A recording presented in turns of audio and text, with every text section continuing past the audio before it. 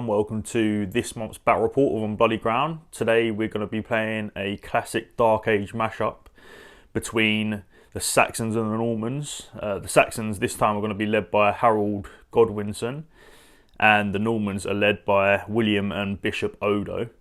So let's get into the armies and the deployment. So as you can see at the top, we've got the Saxons in a defensive position.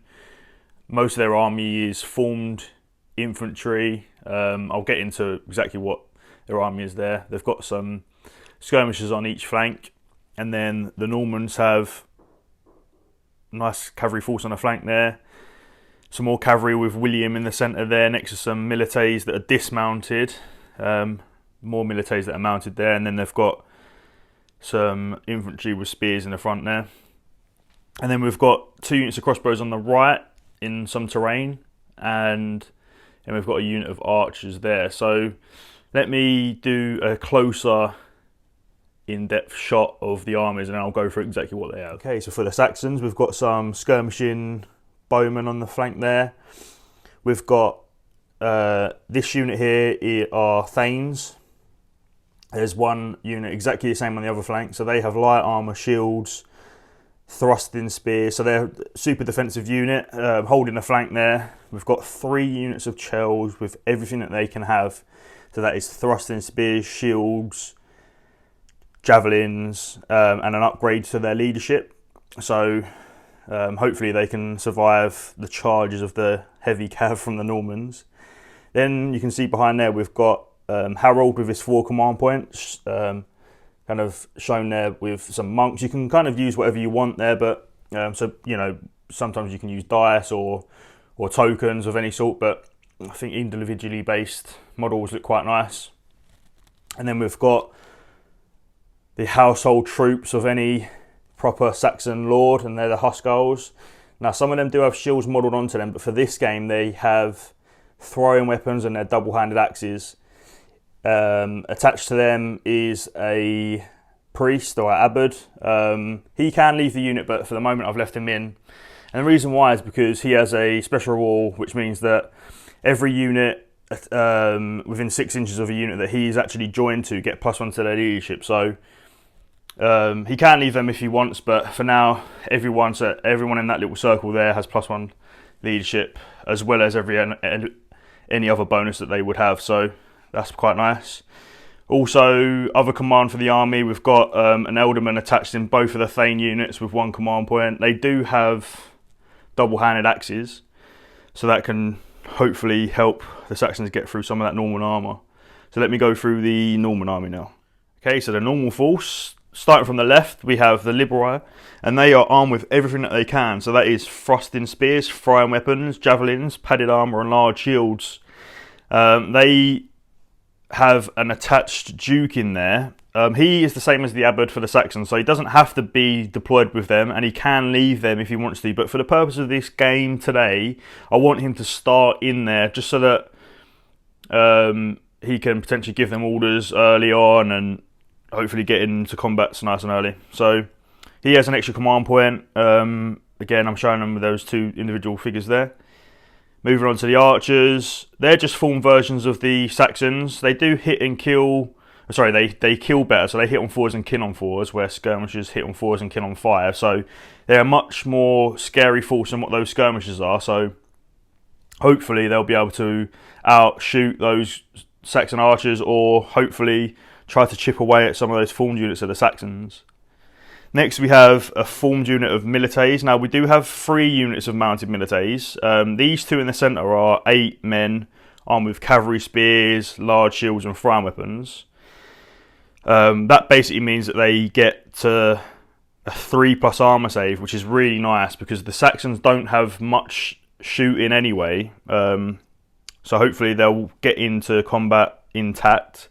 And if they do get into combat and they charge, they have shock impacts, and that means in the initial combat in which they charge, if they win the combat, they get +1 momentum. So that will mean that the Saxon units will have -2 to their test, their stand fast test if they fail. So that could be interesting. Then we've got some dismounted milites there. They are much slower, but armed similarly, but not exactly the same. So they have hand weapons, throwing weapons, and large shields. So they also have 3+ armor, but like I said, they are very slow. So hopefully, by the time they get into combat, the Norman cavalry or the missile troops will actually have whittled down some of those Saxons. Right, next is the General William. He actually has 5 command points. I've only put 4 there. I'll put another one on, but 5 command points. He has an 18-inch command influence. So if he wants to do an order, any unit that's formed within 18 inches, which is what we call his command influence, can be targeted to receive an order. And his special rule is that he can receive a +1 to the dice roll when he gives disengage orders to units. So what I'm going to try and do in this game is charge the cav up and then disengage and then try to charge again, just to show you how that works. But we'll see exactly how that works. Essentially, it's just so that he allows your cavalry not to get too bogged down. And then we've got, on the flank here, we've got some Puri, skirmishing Puri, with javelins and large shields, and then the bigger unit of militaries armed the exact same as the smaller unit, but they have Odo attached to them, and he gives the unit that is attached to +1 to the combat result, and that's whether they charge or not. So they're much better in prolonged combats. The 1 command point obviously helps out. He doesn't have to be attached, but he only has a 6-inch command, so that's why I've attached him to that unit, because he would have to be about here otherwise to influence these 2 units. But I've got a plan in mind. I think what I'm going to try and do is, whittle down the Saxons and then kind of follow up with the cav and hopefully break through their lines. What I haven't actually mentioned is these crossbows. So they're 2 exactly the same units, 8 crossbowmen. These are crossbows, but not heavy crossbows like in the medieval period. So they have a shorter range than bows, but they don't suffer any minus to wound roll for shooting at long range. So it makes them much more deadly at long range than the bows. So that's the armies. What I'll actually say now is the terrain before we move on to the initiative, and I've put down our MDF tokens for this just so that you know exactly what's going on. So there are 3 pieces of terrain on this table, those 2 there, and then the one on the left there, and they've all got the same keywords. So they've got rough, difficult, and disruptive. Now that means that, so going through the first one, so rough means that it's -1 movement for all formed units that move through that. Then we've got difficult, and that is there's no charge bonus when attacking. Now that basically means that if any part of a unit is touching that terrain when they charge, they don't get the rerolls that they would normally get. So although that unit of Chels is one of the weaker units, they don't have any attached commanders, they don't have +1 leadership. If those cavalry want to charge through there, they're going to have no rerolls, which might be a big negative, but we'll see. And then there's disruptive as well, and that is there's no rank bonus for formed units. So that can be quite nice, but it's much more disruptive to formed infantry because they get a bigger rank bonus than what cavalry do. So that's that. And then we've got, on the right hand side here, we've got cover and hindering. So that's a wheat field there. The cover is -1 to hit for shooting attacks if you're not in the terrain itself. So that's quite nice for them. They're in a quite nice defensive position there, so they can kind of harass that unit of cavalry on the flank there. And then we've got hindering as well. And hindering means that formed or skirmishing cavalry cannot march or charge through that. So if I want to deal with those Saxons there, either these crossbows are going to have to shoot with them. Sorry, those crossbows are going to have to shoot their crossbows at them, or these Puri are going to have to stand outside and shoot through. Or I'm going to have to just ignore them, take the casualties, and then they're going to have to come round early on. So it might mean that in this game, these guys are actually going to have to come up nice and early so they don't take too many casualties. And then on the left side here, we've got elevated hill there. it may come into use later on in the game if something happens badly on this side and good on this side for the Saxons. But that basically lets you see over any units when determining line of sight for shooting. And if you charge up it, you suffer -1 momentum, and if you charge down it, you suffer or you receive +1 momentum. So harder to go up, easier to go down. So that is the armies. This is the deployment. So what I'm going to do is I'm going to grab some dice and then I'm going to roll for initiative, and then we'll see who goes first. Okay, so to determine the first player, we have to roll a dice for each side. Today I'm going to be using the blue dice for the Saxons and the red dice for the Normans. If we roll any draws, then we have to re-roll again. So let's see. So blue is the Saxons, so they win. So what I'm actually going to do is start with the Saxons, because they hopefully can try and whittle down some shooting attacks and some of those cavalry on the flank there.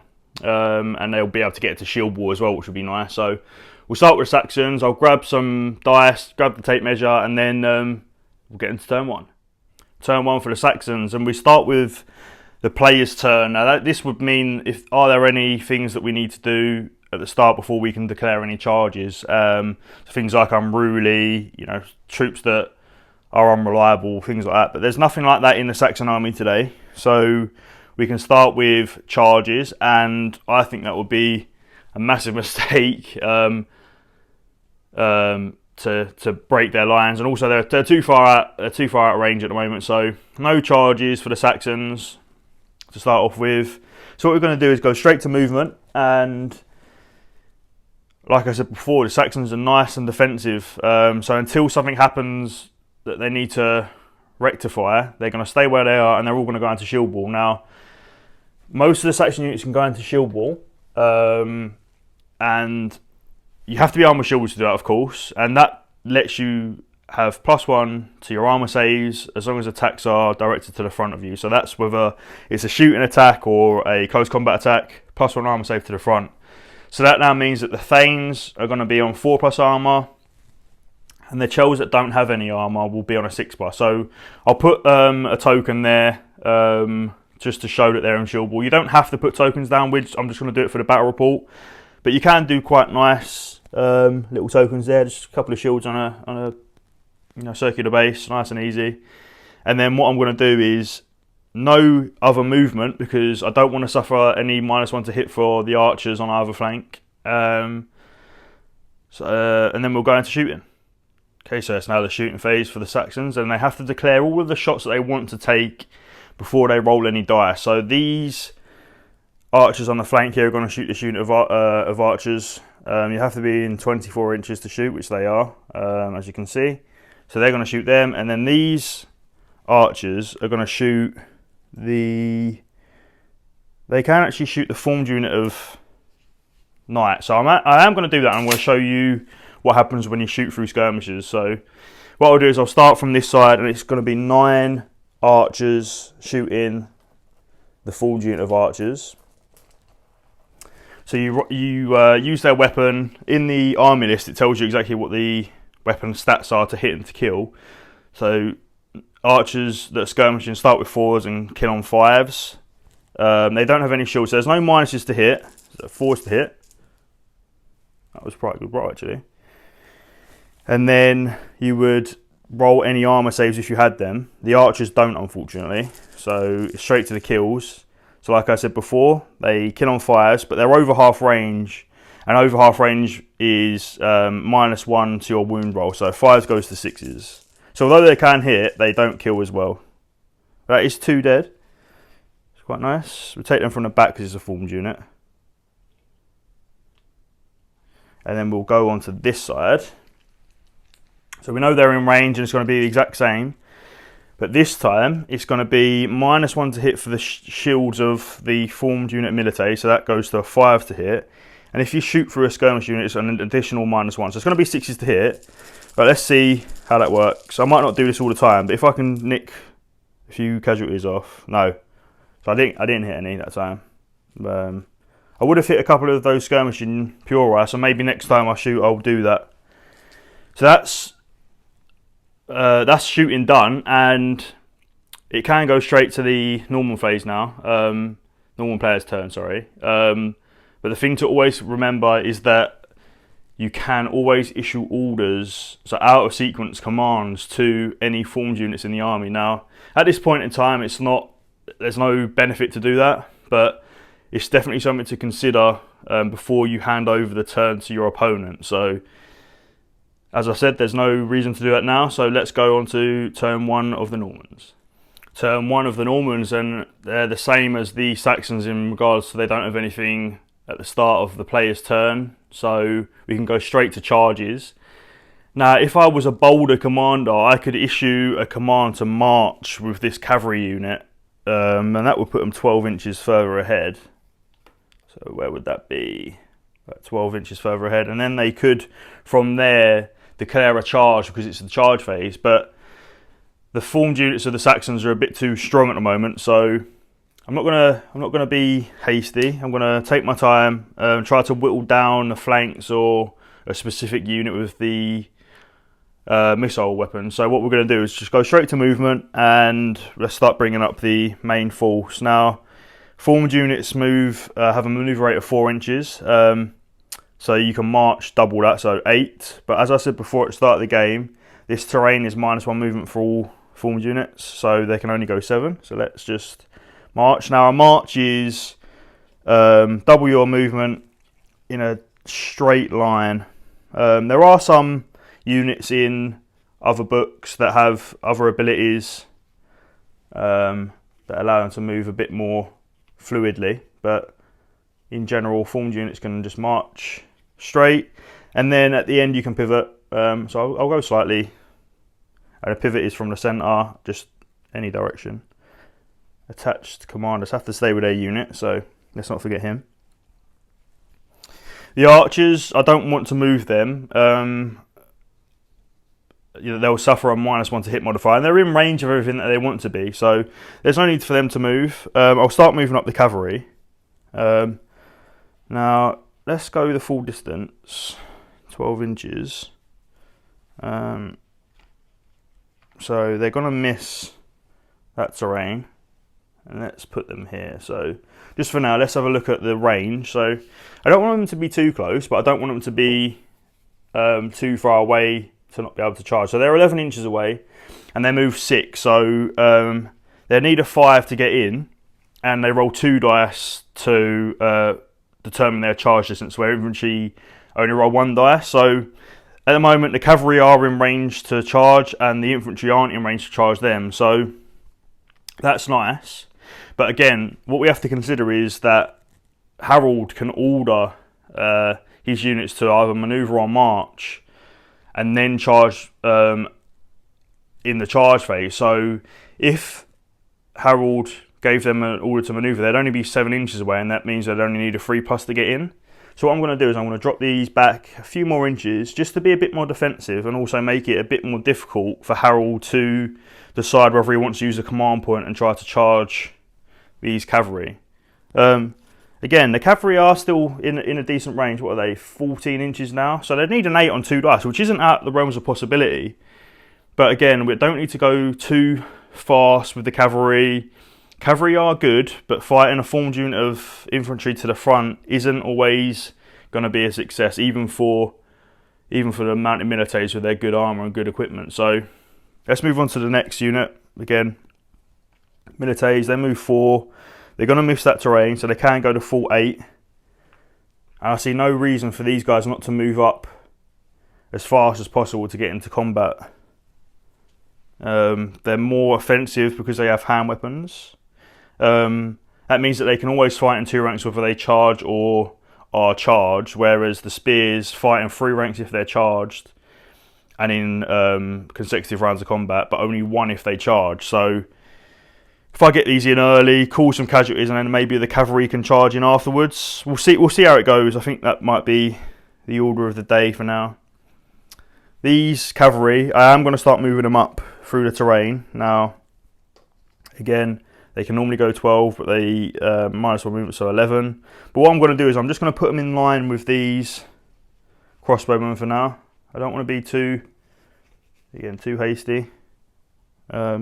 William he's going to come over here. I have put his extra command point on now, as you can see.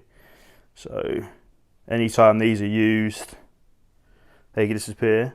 Actually, what I didn't say early on in the game is, I did tell you William's special rule and Odo's, but I didn't tell you Harold's. And Harold's is, well, every time he uses a command point on a 6+, he gets it back. So if you're lucky, you can get more command points than what you've actually paid for in the game, which can be quite nice.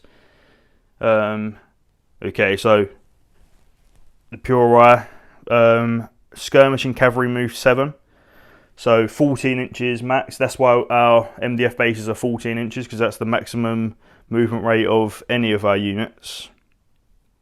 Now, these guys do have javelins, which are range 8, and they move 7. So they can have a 15-inch threat range with their weapons. But as you can see, even with that extra inch on top, they won't be able to shoot. So let's move them. Well, let's just move them their maneuver rate up. Again, not too far, but not too passive. We still want to keep them in that formation, just so that they're protecting the formed unit of milites, and they did that perfectly last turn. And as you can see, this formation is legal. So for any skirmishing unit, the furthest 2 models can't be further than their maneuver away from each other. So that's for multiple reasons, but the main one is that we can't have massive units of skirmishers dominating certain areas of the field. So it kind of artificially limits the size of your units. But on top of that, skirmishers don't block line of sight for the members of their own unit. So you can have a cluster of troops, kind of like what we've got for the archer. You can have a cluster of troops, and they can all shoot for each other, so you don't have to be too specific about where where models are within the unit themselves. It's just, they're a unit, they can see past each other, but they have to be within a certain size distance of each other. For infantry, that is 5 inches. So we worked it out, so you could have a unit size of about 20 skirmishers, which is more than enough. We normally go for about 12 men in units, but for some things you want to go for slightly bigger units. So moving on from that, now I've moved both of them units. As you can see, some of those archers are in short range, 12 inches of those pure, and some are out. So if I want those archers to get the benefit of not suffering a -1 to wound next turn when they shoot, some of them will have to move, which means that the whole unit will suffer -1 to hit. So not a bad move from the Norman player there.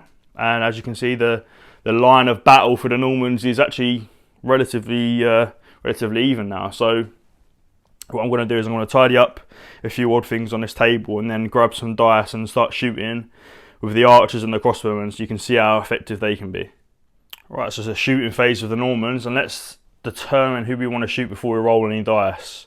Now, as I said at the start of the game, what I want to do is I want to try and whittle down one specific unit if possible, and then charge them and see if I can break the Saxon line. So what I'm going to do is start with the archers, because they've got the furthest range of their weapons, and that's 24 inches. And as I can see, they can shoot this unit of Chels here. So they'll shoot them. The crossbows have an 18-inch range, and as you can see, just about all of them can shoot that same unit. So they will also shoot that unit. And then what I'll do with these crossbows on the flank here is they'll start shooting this unit of Thanes. And the reason for that is hopefully I can whittle a few casualties off, and then this unit of cavalry can charge them. So these 2 units on that unit of Chels, and that unit of crossbows on that unit of Thanes on the side there. And I'll start with the archers first, actually. So let's go through everything. Modifier. So they normally hit on 4s and they kill on 4s, and that's normal. 4s, they go to 5s because this unit of Chels has shields. So 5s to hit. They didn't move or anything, as you know. So 5s. That wasn't great. There's a few hits there. 4 hits.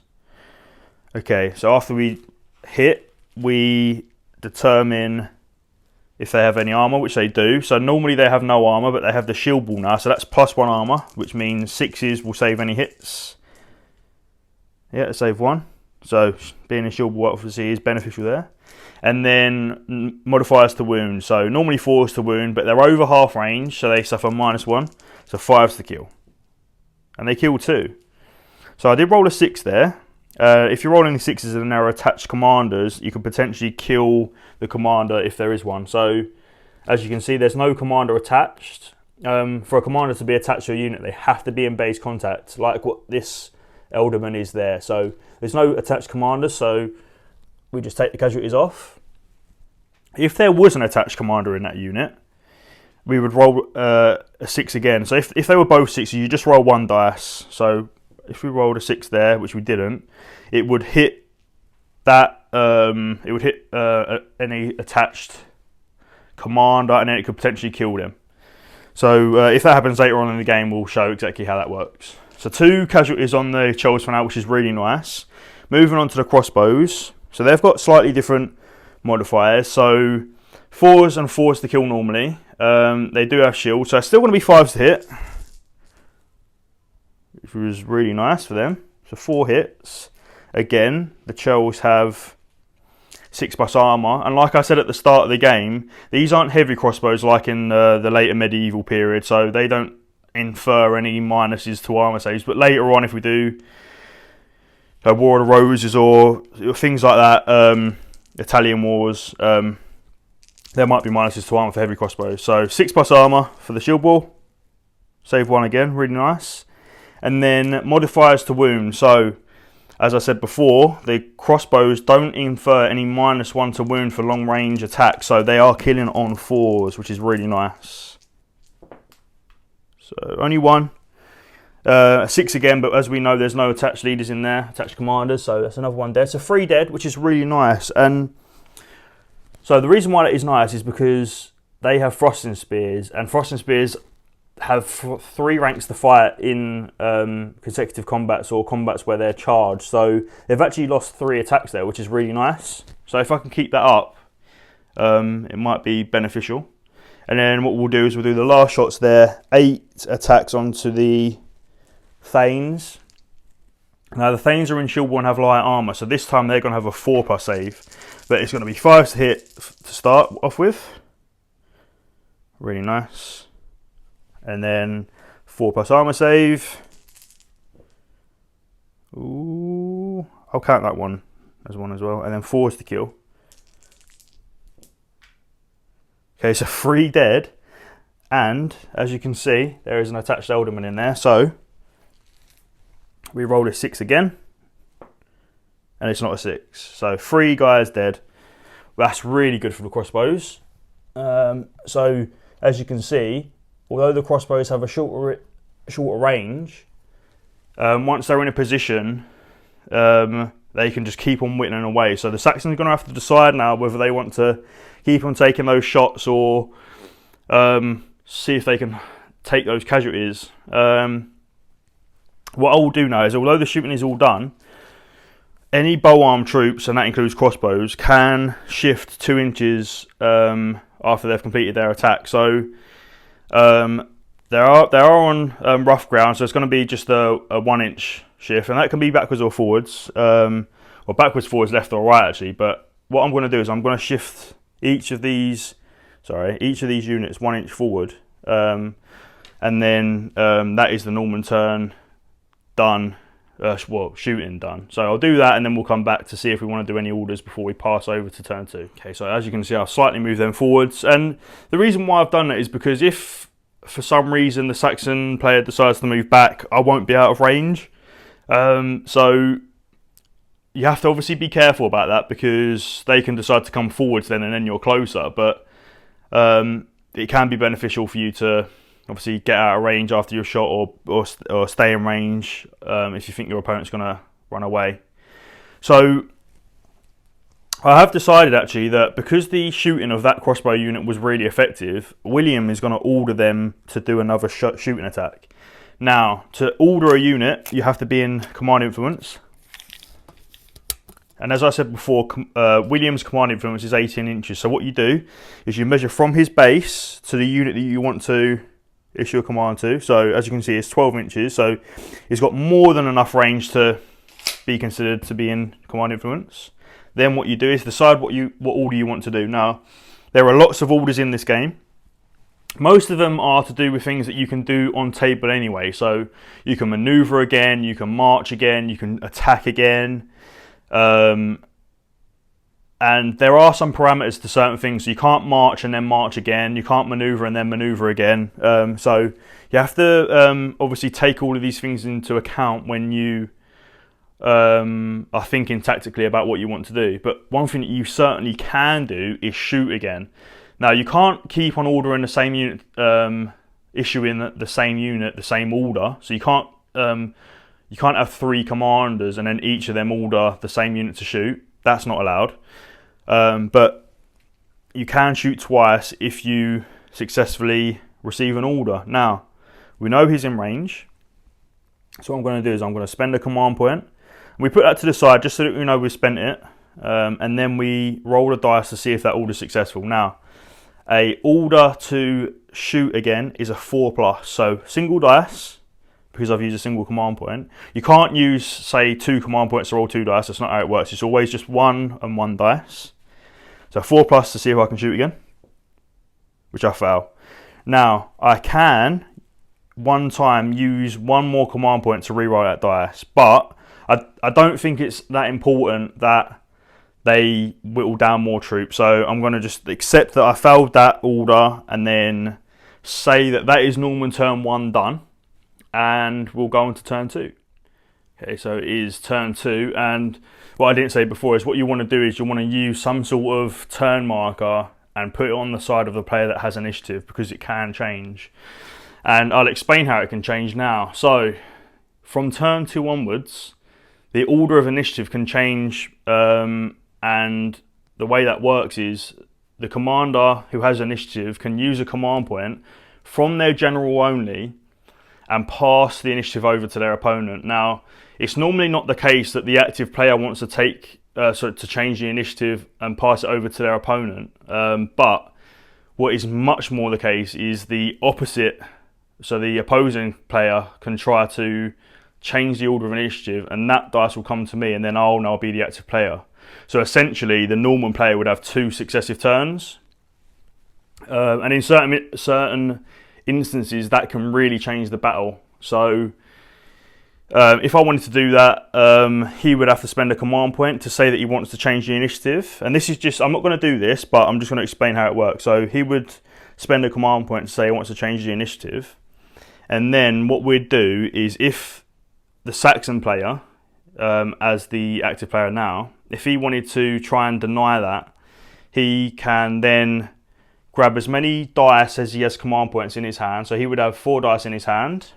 So 4 dice for him and 3 dice for the Norman player.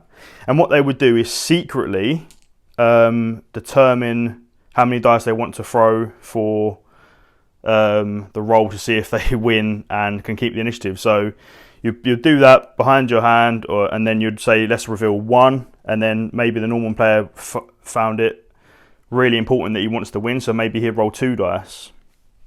And these are how many command points extra that you would spend. So the Norman player would spend an additional 2 command points, whereas Harold, for example, would only spend 1, so he'd have 3 left. And then you'd roll the dice, and whoever won would get to choose whether they want to be the first player again. In an instance where there's a draw, you'd re-roll again, and in that case, a Norman player would take the initiative, and that would come over this side, and then we'd start with a Norman player this turn. But as I said, that's not the case this time around, and so that turn marker stays on the Saxon player's side, and it is Saxon player's turn 2. Now, again, I don't think the Saxons want to be doing too much. I mean, the only thing that I would say is they have to be careful with the Thanes on this side. So what I'll do is no charges, of course. So we'll go straight onto movement, and do you know what? They're going to stay where they are, I think. I think it's for the Norman player to try and sweep the Saxon player's the Saxon player, sorry, from their defensive position. So no movement from the Saxons. And then, as we know, the archers are in range, so they're going to stay where they are. These archers are going to stay where they are for now. So what I'll have to do is roll separately for the ones that are in short range and the ones that are over long range. So let's grab some dice for that, and then we'll go straight to the shooting. From left to right, what we'll do is we'll start... we'll keep on shooting at these archers, because the more that we take off of them, the less they'll cause. And then, of course, those archers are going to shoot the pure eye this time. So, starting from this side, hitting on 4s. No armour, so we don't have to worry about that. And then, killing on 5s goes to 6s because of the long range. Show what? I'll reroll this one. So that's 2 more dead, so they've been pretty good. Those skirmishes, so 2 dead. So we'll just take them all straight away, and then we'll go straight to this side. And as I said before, we need to determine who's in short range. So 12 inches. It's only going to be a few actually. So it's going to be 6 are in short range, and then 3 are in long range. So I'll do the 6 that are in short range first. So 4s to hit normally, goes to 5s because the pure eye have shields. Okay, and then they have, well, the shields are large shields, so 6 plus armour. No, and then these are 5s to kill. No. And then we've got 3 more to shoot, hitting on 5s as normal. No, so nothing killed that time. For the shooting. The orders wise, again, there's no need to do any orders this time. I think maybe in round 3 or turn 3, sorry. It'll be, we'll have to consider maybe some orders depending on what the Normans are doing. But for now, no orders for the Saxons. So straight to turn 2 for the Normans. Norman turn 2, and it is the charge phase.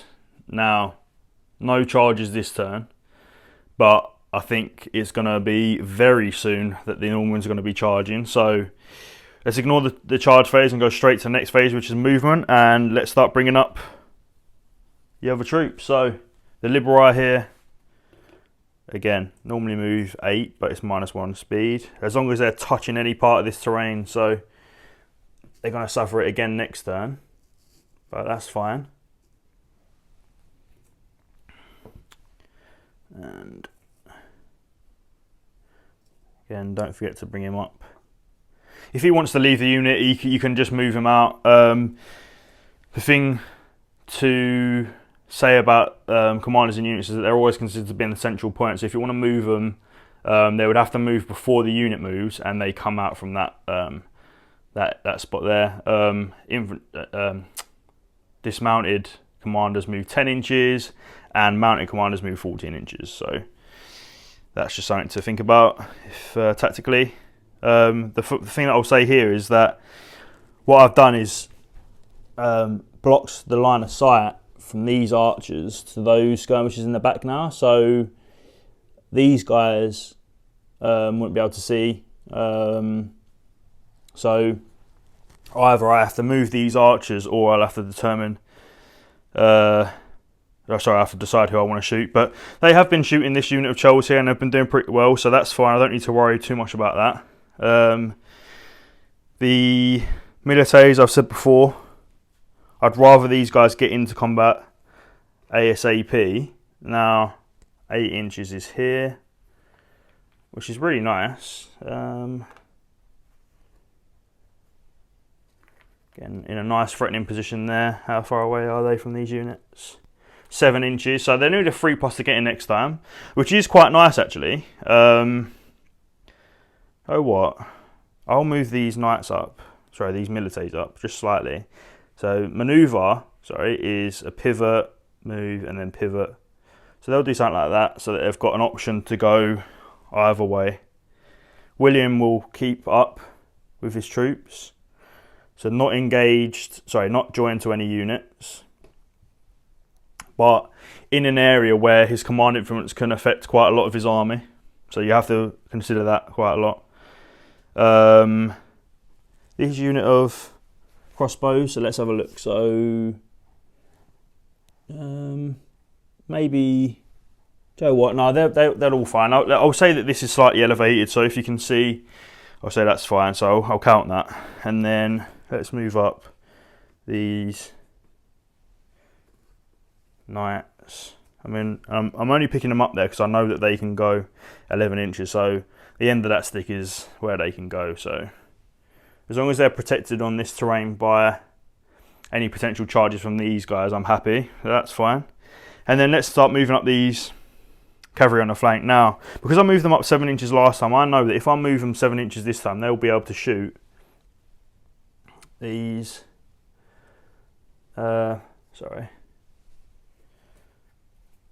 These archers in the field. So yes, it is cover, as I said at the start of the game, so it will be a -1 to hit them. But if I can take some casualties on them, then I won't be too worried about that. I'm actually going to move him there, and then these cavalry are going to start to move around here. They've done their job. They're protecting the mounted militaries from shooting attacks so that they can get into combat at full strength, or as at full strength as possible, as close to full strength as possible, sorry. So that's the movement phase of the Normans done. And so again, I can do all this now if I wanted to. So it will go into shooting phase next. So let's consider everything that can happen. So I could order a shot from William onto them to shoot again if I want to shoot twice, or I can order a charge now before the shooting phase. But there's no tactical advantage of doing any out of sequence orders now. The only thing that I would say is what I could do is potentially order a unit to maneuver to get into range with their weapons, if I deem that necessary tactically. These Liberi do have javelins, so if let's say theoretically I did order them to maneuver, they would be able to go 3 inches, and then they would have an 8-inch range with their javelins. So they would still be out of range of their javelins, and only the front rank would be able to shoot that anyway. So I'm not going to issue any orders or give any orders. So let's go straight to the shooting phase for the Normans. Again, so declaring who I want to shoot. Those two units, the unit of archers and the unit of crossbowmen, are going to shoot the same unit of Churls again. And this unit of crossbowmen are going to shoot that same unit of Thanes again. And the Puri that can, so I think it's just this guy that's going to be... Actually, no, he might be in now because I moved him. This unit of Puri are going to shoot that unit of archers there. So I'll start from this side again. So I've got 12 shots from the archers into the unit of Churls. And we know the modifiers because we've done them before. So normally hitting on 4s goes to 5s for shields. Nice and easy. And if you're playing with an opponent, you can pass your dice over to them, so that it's like speed rolling. So they would give the use those dice for armor saves, which would be 6s, and then you could take out the fouls and then roll to wound. So that'd be 4s goes to 5s the range. So that's one more dead. So the sequence of rolling to hit, armor saves and rolling to wound can be quite quick once you get up to speed with the modifiers that you suffer when doing certain attacks.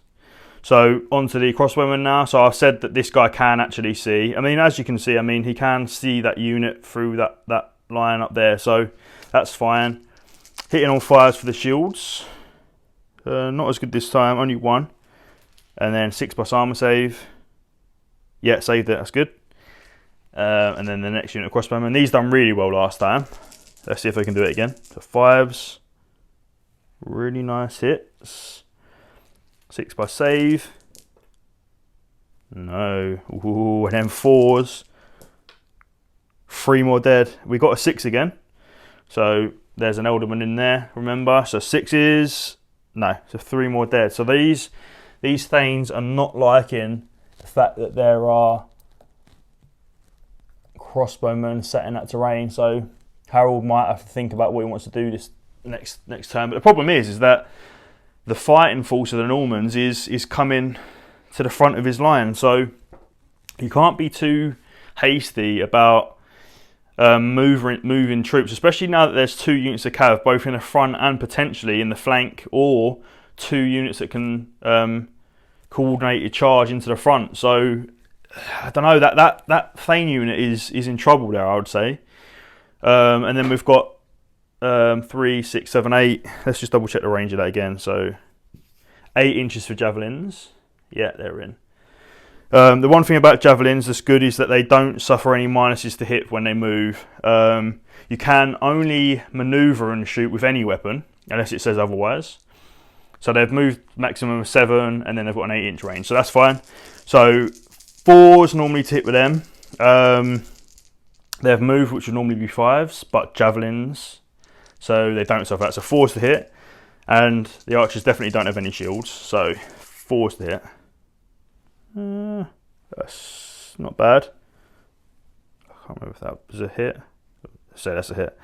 And then 5 to kill because they're skirmishers. No, there's no kills from the no kills from that. And I actually forgot to say that there's actually cover there, which would have been an additional -1, so it would have been 5 to hit. But luckily, I didn't take any casualties, so no need to worry about that.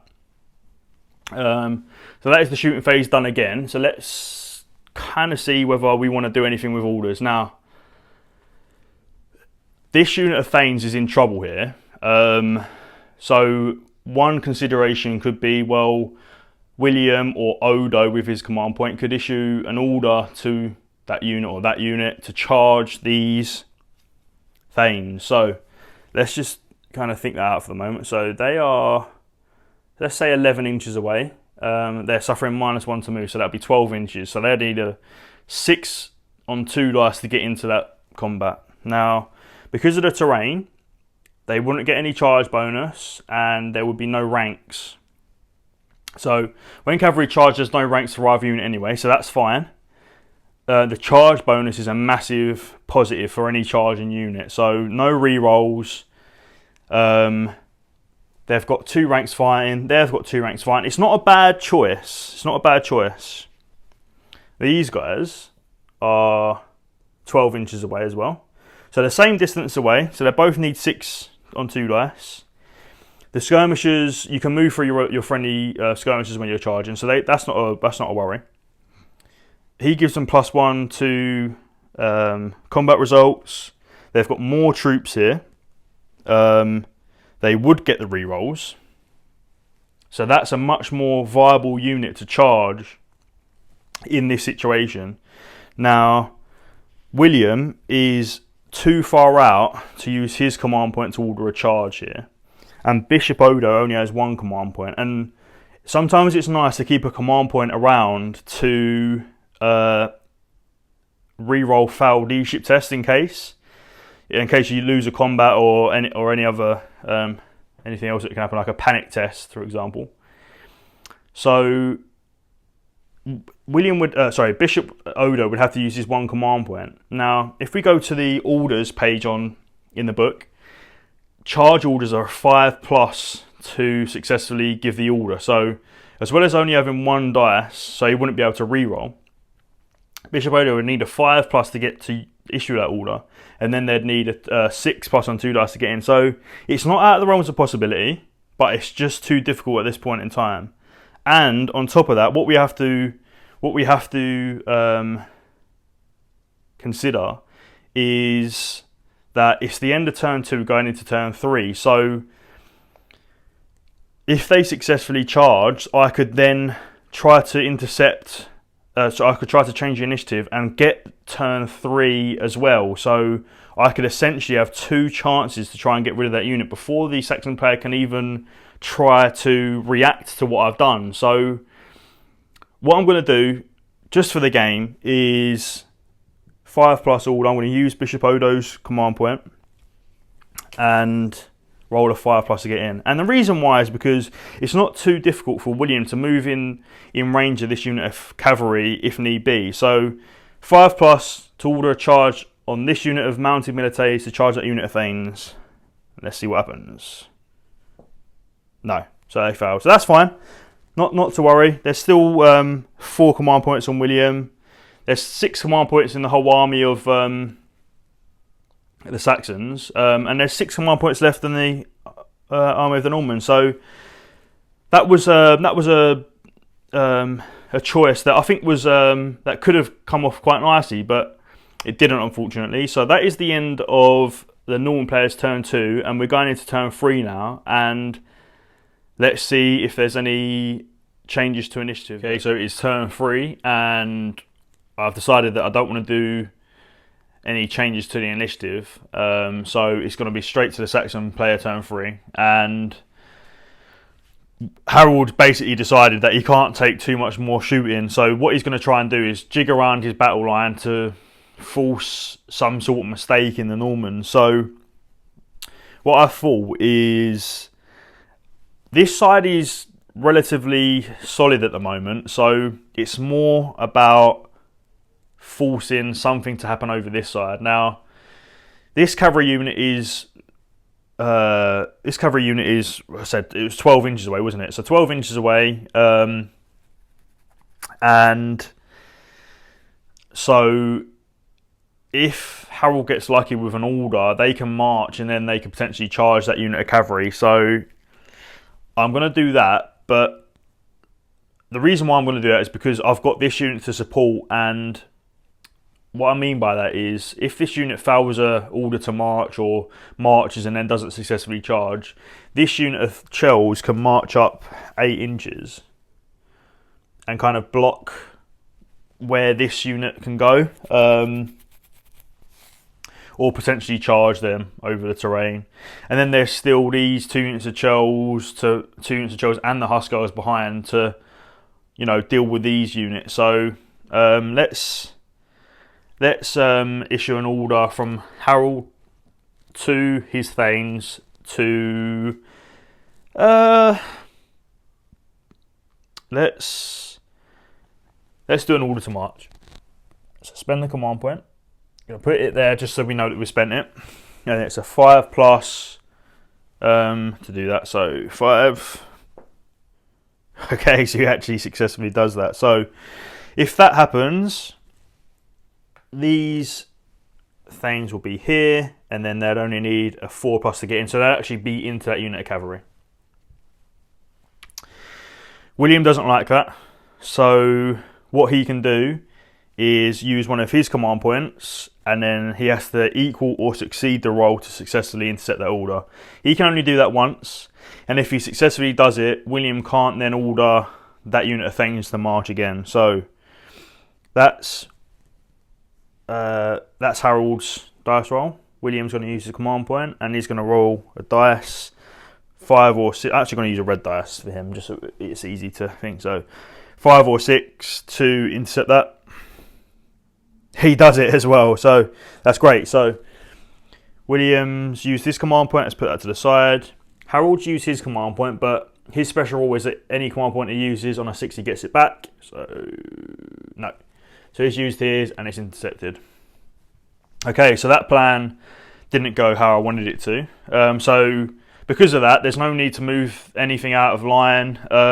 We could march up these 3 units. So they'll be in their face, they'll be in their or their face, and they'll be in their face. And then the Hussars will be able to kind of come through the gap, potentially. But that would mean that this unit would have to come forwards to support their flank. And that would just make it easy for the cavalry to get in. So that's difficult. It's a difficult one. But you know what? They're going to stay where they are. The Saxons are good at holding the line. I think that the Normans are the ones that kind of have to try and pry and get through a gap. So we'll see what happens with that. So they're going to stay where they are. The archers here, I think they can stay where they are for another turn before anything happens, because, as I said before, they're still one more manoeuvre out because they're stuck on that terrain. So one more turn, the archers are fine where they are. And these archers in the the terrain here. We know that the skirmishing cavalry can't charge them, so they're happy enough where they are in the cover, so they're fine where they are as well. So no movement again, so we'll go straight to shooting. As we know, all of the archer units still have 9 guys left in, so 9 archers. What they're actually going to do now is, let's see if they're in range of these knights, which they are. Yeah, it's only 22 inches, but we can see that they're in range. So those 9 are going to shoot those milites here. And that's going to be 4s normally. Goes to 5s because they have shields. Ooh. Okay, so 2 hits.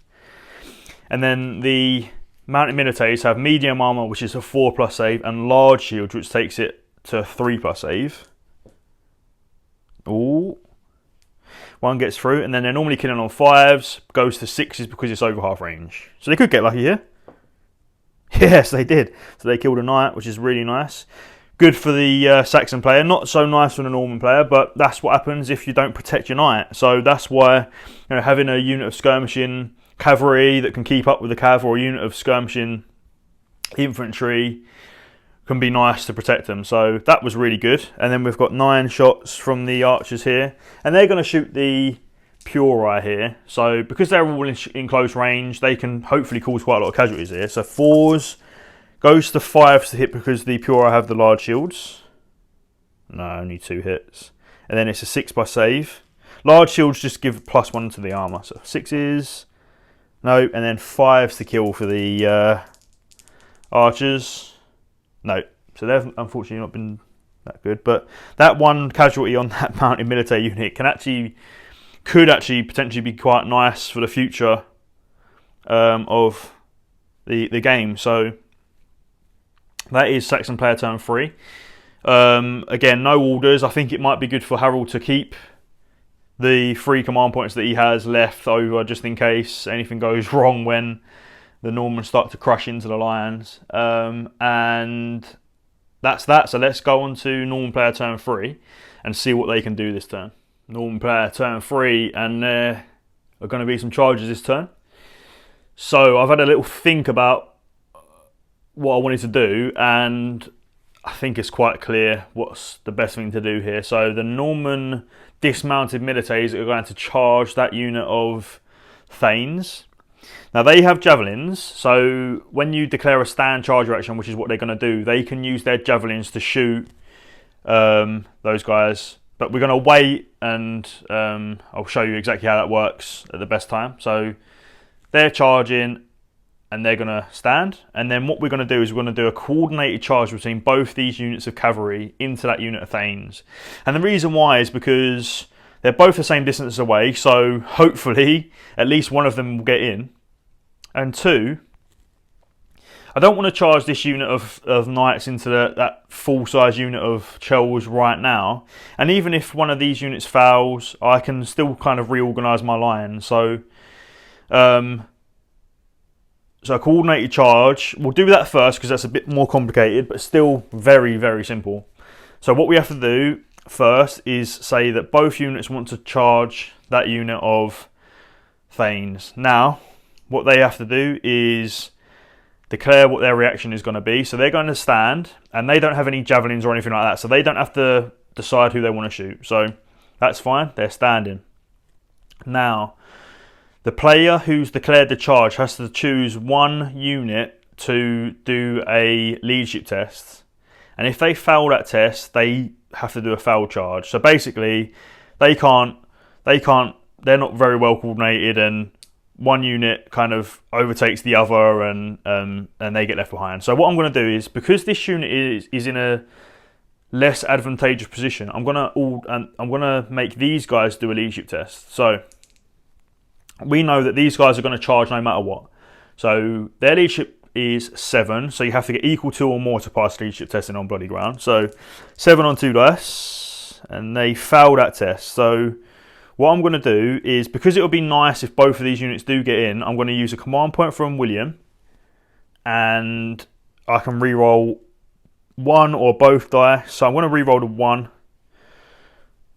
So I need a 3. No, so they fail. So they have to do a foul charge.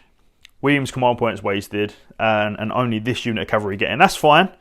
So what we'll do is we'll do a foul charge for these first, which is what you have to do. Is you have to pivot to make it so that you can actually contact the unit you want to charge. That's fine. And then roll 2 dice because it's cavalry. Okay, so cavalry can use both or a single dice for a foul charge, and then they just have to go straight that distance. So because I'm on terrain, I'm suffering -1, so I can either go 8 with the full, 3 or 4 inches forwards. So I'm only going to go, I want to go 3 inches forwards. I don't want to go too far. So we get this 3 inches forward. So that is a shame, because it would have been nice to have 2 heavy cavalry units get in there. But that's fine. So they fail. And then we'll do this charge now. So as I said before, these don't have any missile weapons, but they do have throwing weapons. So we can do that when we get into combat. And then we determine a distance. So as you know, that is 12. Just over 11 to 12. And then 2 dice, and I need a 6 to get in. And they foul. Okay, well that's not good. So again, they can go the full distance or either of them dice. So they're going to go 3 inches forwards. That's a shame. What that does is it gives the Norman player, the Saxon player, another turn to keep themselves alive. So that's the foul, and then we'll do the militaries charging there. So they are. So what you do is, again, you pivot slightly so that you contact the unit you're charging. Determine the distance. That's 7. I want to put this here, just in case. And now they move 4, and they only roll 1 dice, infantry. So they need a 3+ to get in. No. Okay. So what happens is they will go the full distance.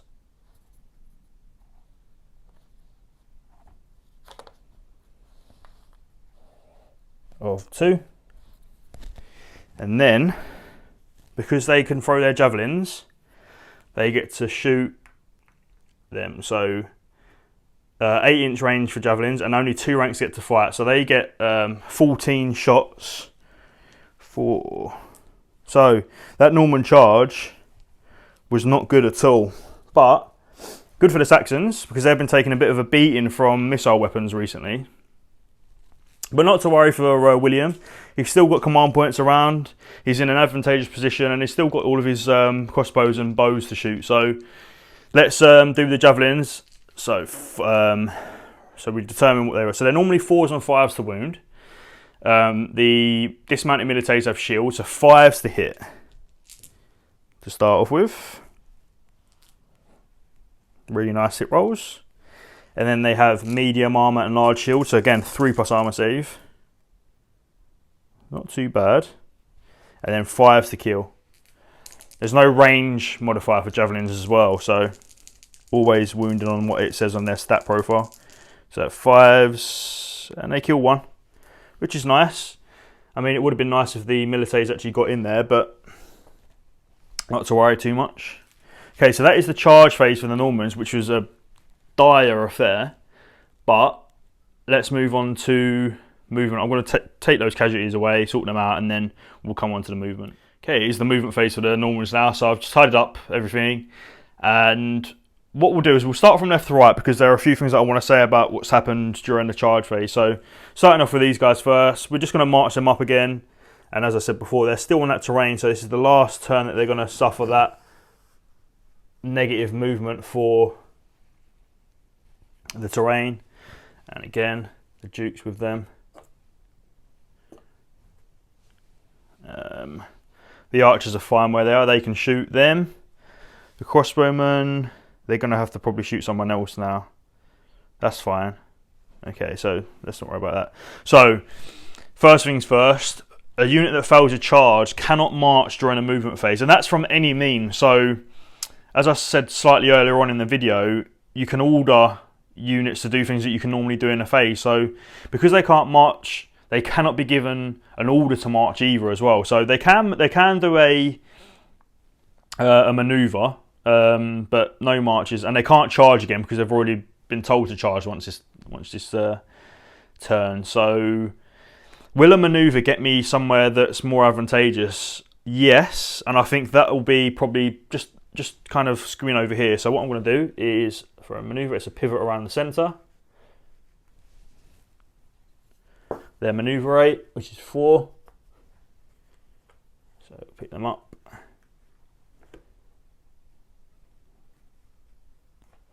Okay, and then we'll pivot them around again.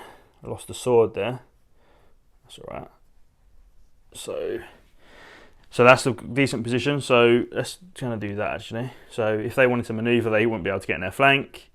These guys can charge if they want to, and those guys they can charge if they want to, but it's not the greatest option.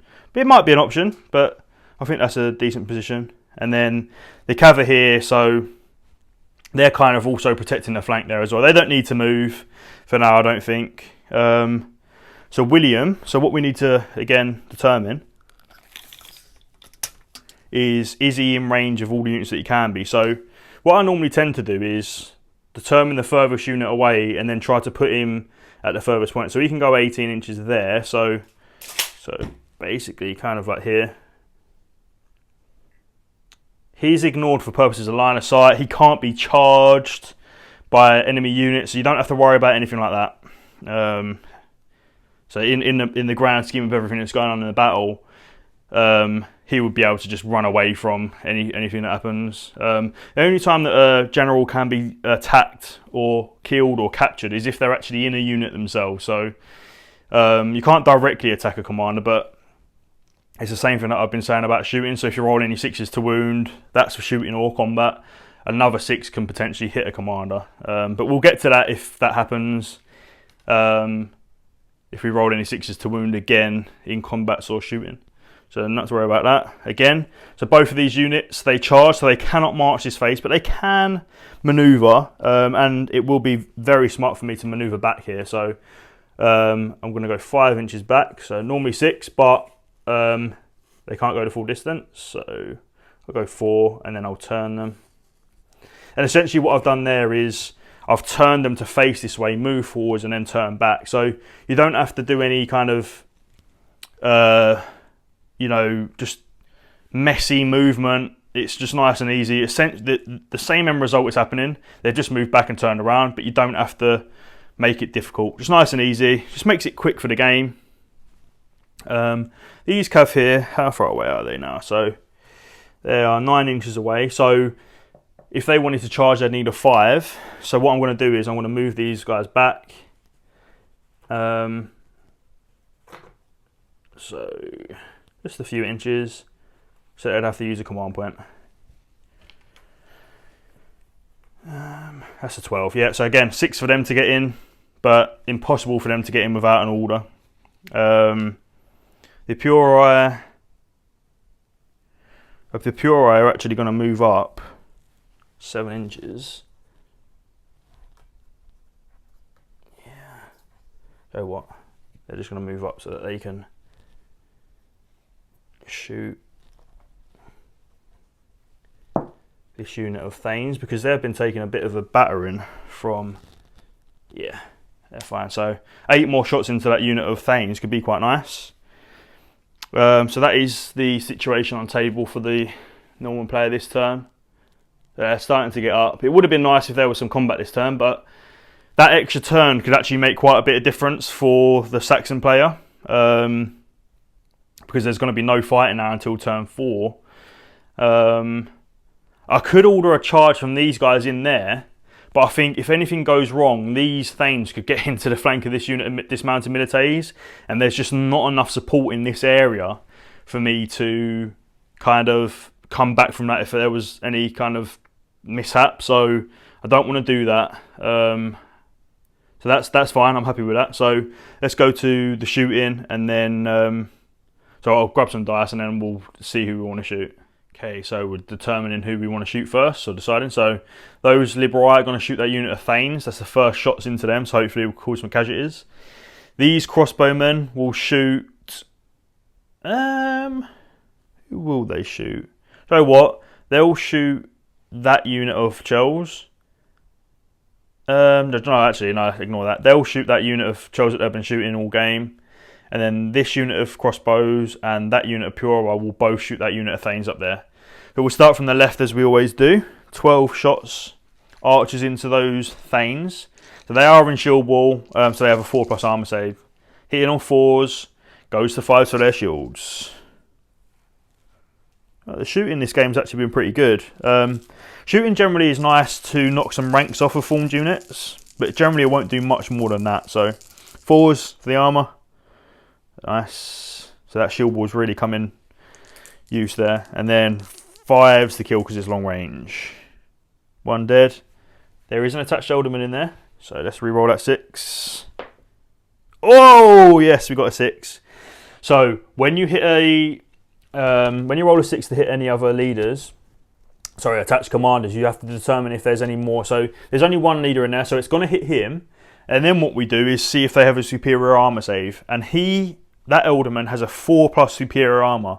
Now that means that on a 4+ he ignores that wound, and on a 1, 2, or 3 he dies. Let's see what happens. He saves it. Nice one. So I only caused 1 wound. That wound transfers over to that commander and he saved it, so nothing happened. So that's really good result for a Saxon player. And that would have been really nice for the Normans, because that would have dropped their leadership down by 1, because attached commanders give the unit they're attached to +1 leadership. So they would have gone from 8, 7, they would have gone back down to 8, which would have been really nice for combats potentially happening. But again, the Saxon players been lucky, maybe God's on their side today. So that's the shooting from the Liberii archers. We'll move on to these 8 crossbowmen, and they're shooting into that unit of Chels that they've been shooting all game. Now 8 shots, hitting on 5s for the shields. Not so great. 6+ armor for the shield wall. Save 1 again, nice. And then 4's the kill, as we all know. So that consistently killing on 4s. You can chip away nicely. I mean, that's another attack that they've lost now, which is nice. So we'll do the 8 shots from the crossbowman onto those Thanes there. 5s to hit. Ooh, not as good as they have been. So let's see the dice result there. So there's 3 4s there. Now, that basically proves how important it is to have shields on troops, because that would have been another 3 hits, if not. So if you can afford to buy shields, it's one of the major considerations that you should take. So 2 hits, armor save is 4 because of the shield wall. Save 1 more, and then 4 is the kill. 1 more dead. There's an alderman in that unit as well, because they're both the same on each flank. So 6, no. So 1 more Thane dead. So that is 1 whole rank off from shooting. And we've still got the Pura to go. So 2, 4, 6, 8. They move, but that doesn't matter. The range doesn't matter. They're in range. So hitting on 5s because of the shields. 3 hits. 4+ armor. And then 5s to kill because this is a skirmishing unit. Some skirmishing units can kill on better, you know, things that are just had more reputation, like Guz Horse archers and, you know, mercenary archers like Cretans, but that's not available in these armies. So no kills, because I rolled a 4. That is the shooting phase done for the Normans, and we can look at orders again. So we have to remember that these 2 units of cavalry can't be given orders to charge again or march, same as that unit of militaries. And as I said before, if I give these Liberii an order to march, to charge, if anything goes wrong, that unit could potentially turn my flank and hit these militaries or come round. So I'm not going to give any other orders. I don't want to use any orders to shoot now, because I've only got 2 command points left on William. He's not been doing very well with his command points. So he did intercept a order from Harold earlier on, so that was nice. But yeah, I'm getting to a point now where I need to conserve some command points. So that is turn 3 done for the Normans, and it is going to be turn 4 now. So let's tidy everything up and see what happens. Turn 4 now, and it's getting to a point where this could turn at any stage because combats are going to happen. The Saxon player has been taking a battering, but they're still in a strong position. So Harold Godwinson is going to try and keep the initiative. He's not going to try and pass it over. And William, as I said before, when I was explaining how it happens, if you want to change the initiative, he'll have to spend a command point, and then we'll only have 1 dice potentially to try and steal the initiative, whereas William would have 3 dice to try and keep it. So this point in the battle, it's going to be difficult for for the Norman player, to steal the initiative. So it's probably going to stay the Saxon initiative from turn 4, 5, and 6 now. So let's not worry about that. So it's probably going to stay like that for the rest of the game, unless something really bad happens for the Saxons. So we'll keep it, the Saxon player's turn 2, and we'll have to decide now what we want to do with them. So, as we all know, it is the charge phase, and we have to seriously consider exactly what we want to do here. If something well happens on this side of the battlefield, the whole game could potentially turn now. It won't be as easy as that, because combats can be resolved over a multitude of turns and combats. So let's see what we want to do. So if we charge with any of these units, they're only going to have 1 rank because they've all got thrusting spears. So that is one downside to taking thrusting spears. The Chels have to have thrusting spears, but the Thanes can have hand weapons if they want to. Same as the militaries. Now, the one thing that is good is all 3 units of these Chels have javelins. So what I could do is manoeuvre these units to get into range to throw their javelins. The downside to that would be that if you manoeuvre in shield wall, the shield wall goes. Now these guys would be able to shift. You're allowed to shift in shield wall, so I could shift these guys over, and then these guys would shift over, and they could shift over, and a couple could shoot. And I think I'm actually probably going to do that, actually, because if I call some casualties on this unit of dismounted militaries, it might make it a bit better for me to survive. So let's do that. So starting with these Thanes here, so shifting over 2 inches. Make sure they keep any kind of tokens that they have with them, any commanders, so you know exactly what's going on. And then we know they were about like that, so 2 inches for them, 2 inches for them.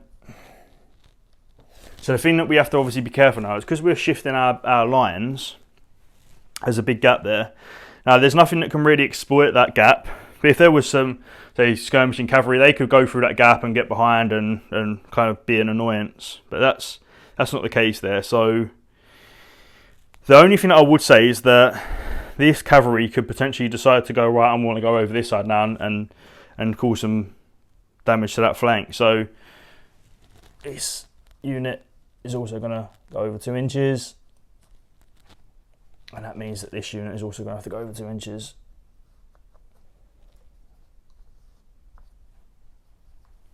So a little shuffle of the lines, but that now means that we've got what, eight guys from that unit and 14 from that. So we've got 22 shots, javelins into them. There's no javelins on the Thanes. But yeah, some nice shots there. Obviously we've got the 2 units of archers on each flank there to shoot, cause some casualties, and this unit of archers can now shoot this unit of mounted militaries and hopefully cause some casualties. So that would mean that now the Norman player has to kind of get into combat, otherwise they'll start taking casualties from their troops. So nice little move from the Saxons there. Nothing major, but they don't need to do anything major. It's more, again, they are a shield wall. the Norman player has to whittle down and try to exploit. And I think that's probably going to happen on this side. But we'll see what happens here. So let's ignore that, because I'm kind of waffling on a bit there about what can potentially happen. And let's go on to shooting. And we'll start with the... Well, actually, we'll determine exactly who's going to shoot. So what we'll do is we'll do the archers into those liberai. We'll do the 2 units of Chels, the ones that can shoot in this unit, into them. And then we'll do those archers into those mounted militaries. So we'll start from left to right again. Archers into the liberai. They're now all in half range, which is nice.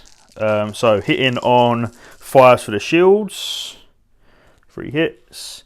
They have padded armour and large shields, so they have a 5+ armour save. No, and then 5 to kill because they're in short range. So 1-6. There is a Duke in there. So 6. No, so one guy dead. That's 1 less attack. So that's, again, it all makes a difference. Then we've got 14. I'm going to do 1 unit at a time, because that's how you should do it.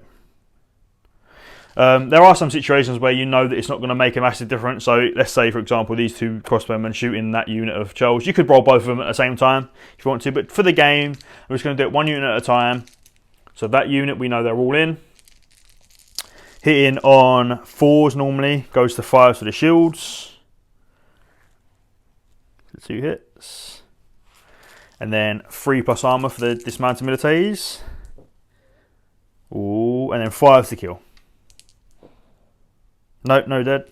None dead, sorry. And then 8. We know there was 8 because I measured it a second ago. So 2, 6, 8. And they're going to be the same. So 5s. Armour 3+. Oh, nice armour save. And then 5s to kill. No, none dead. So that wasn't as effective as I thought it potentially could be, but it could have been, and that's something to consider when you're doing any type of movement. And then we've got the 9 shots there from the archers into the mounted militaries, and let's see what the range is. So they're all in half range, which is nice. So they're going to be hitting on 5s for the shields.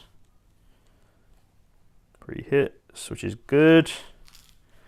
3+ armour. And then killing on 5s. Nope. So completely ineffective shooting from the Saxon player this turn, which is a shame. I could use command point to shoot again. Let's have a look at how far away they are actually. So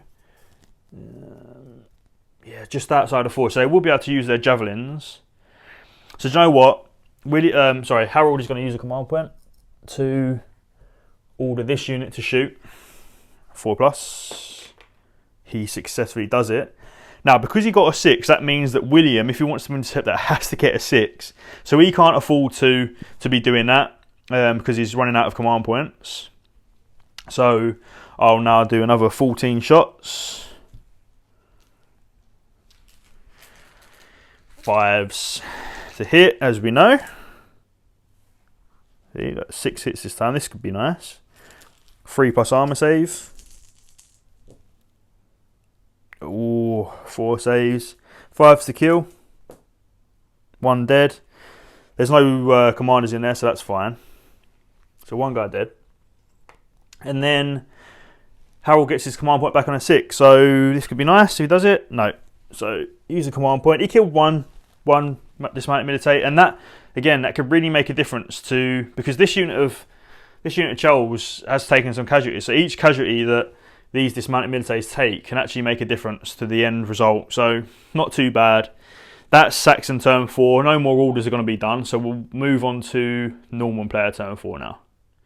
Right, Norman player turn 4. Let's see if they can start fighting via some successful charges this turn. But before we do any charges, what I'm going to do is I'm going to issue an order from this unit onto that unit of liberai, to shoot. So 4+. Yes, successful. They've got shield wall, they've got armour. Harold's not too worried about that, so what we'll do is we'll do those 14 shots into that unit of Thanes. So hitting on 4s goes to 5s to the shields. That was pretty good, actually. And then armor of 4, as we know.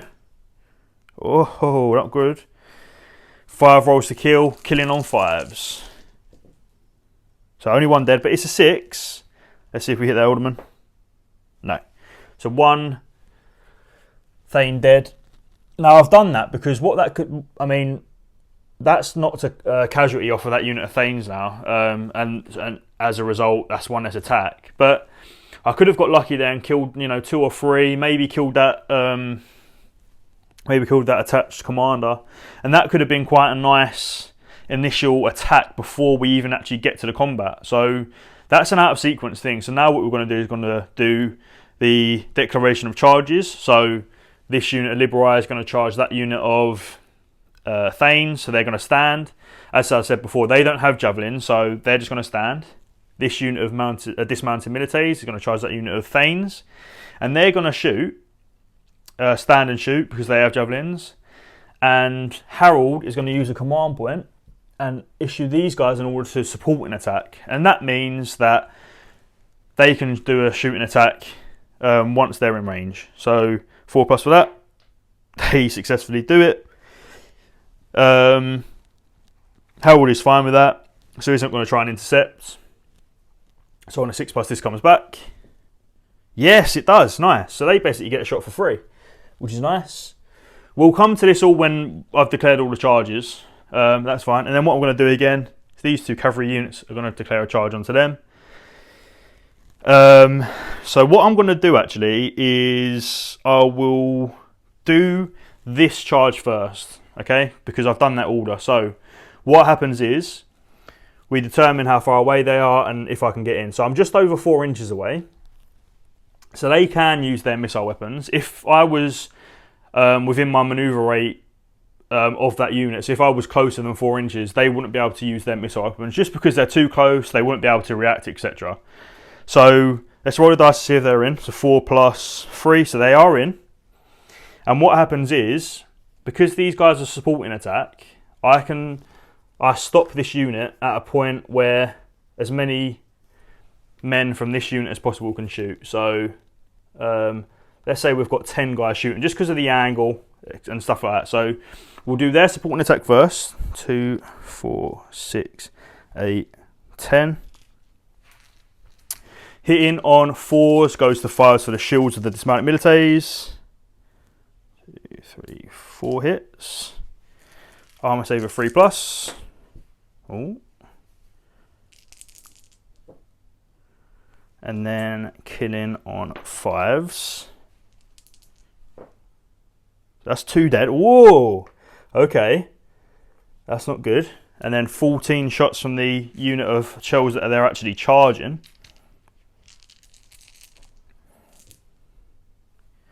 The 5s. Armor save of 3. Oh, I saved well there. And then 5s. No. So they killed 2, and there was 13 in that unit. If they killed 25% of that unit, they would have to do a test for disrupted charge. But they didn't, so that's fine. So they go in, and now we'll fight. But those 2 casualties are a massive, massive thing for the Saxons there. And the thing is as well is that was actually a free order from Harold, because he successfully got his command point back. So although we've declared all the other charges, we do 1 at a time, and as soon as you successfully charge, you do a round of combat. So let me grab some dice and then we'll show you how that happens. Okay, so although we're in base contact, what happens before close combat actually happens is we use throwing weapons. So this actually isn't close combat, so there's no modifiers that would normally be there for close combat. Both units have throwing weapons, and to use throwing weapons, you have to be unengaged before the combat, which we were, and the attacks has to be coming from the front, which they are. So 2 ranks for the dismounted militaries is 10 attacks, and then it's 14 attacks from the Chells. Everything is simultaneous here, so everyone that gets to fight can fight, even if they would die from the attack. So 10 dismounted militaries first, and they have throwing weapons 4+, so that means they hit on 4+ and kill on 4+. There are some modifiers that can make it harder to hit and kill, but in this instance there isn't. The shield modifier only counts for combat, so there's no minus for that. So forced hit for the dismounted militaries fire weapons. That was a nice hit. So 6. They are unshieldable, so they do get their armor save of 6, which saves 2 of them, which is really nice. And then, as I said before, they kill on 4s. So they've killed 2. There is a 6, but there's no attached commanders in that unit, so we kill those 2. Now, these 2 guys, they would normally get to fight because they're thrusting spears, but because they've died before the combat actually happens, they've lost those attacks. So, although they get to do the 14 attacks with their throwing weapons, they would have normally have had 16 attacks with their thrusting spears, but they're now dead, so they can't fight in the combat. And then we've got 14 attacks from the Churls, and they've got 5 plus throwing weapons, so 5 plus 5, 5 plus to hit, 5 plus to kill. So 5's only 2 for them. And then 3 plus armor, save them both. Okay, so this is all part of the same combat, so that's fine. So now we determine the close combat attacks. So as I said before, these guys normally would be able to attack, but they've died from throwing weapons, so they've lost the attacks. Then it's again 14 Churls now instead of the 16 it would have been, and then only 10 militaries because they have hand weapons. So same again. Now the charging unit of dismounted militaries do get rerolls. That's the bonus for charging. So hitting on 3s normally because they're elite troops.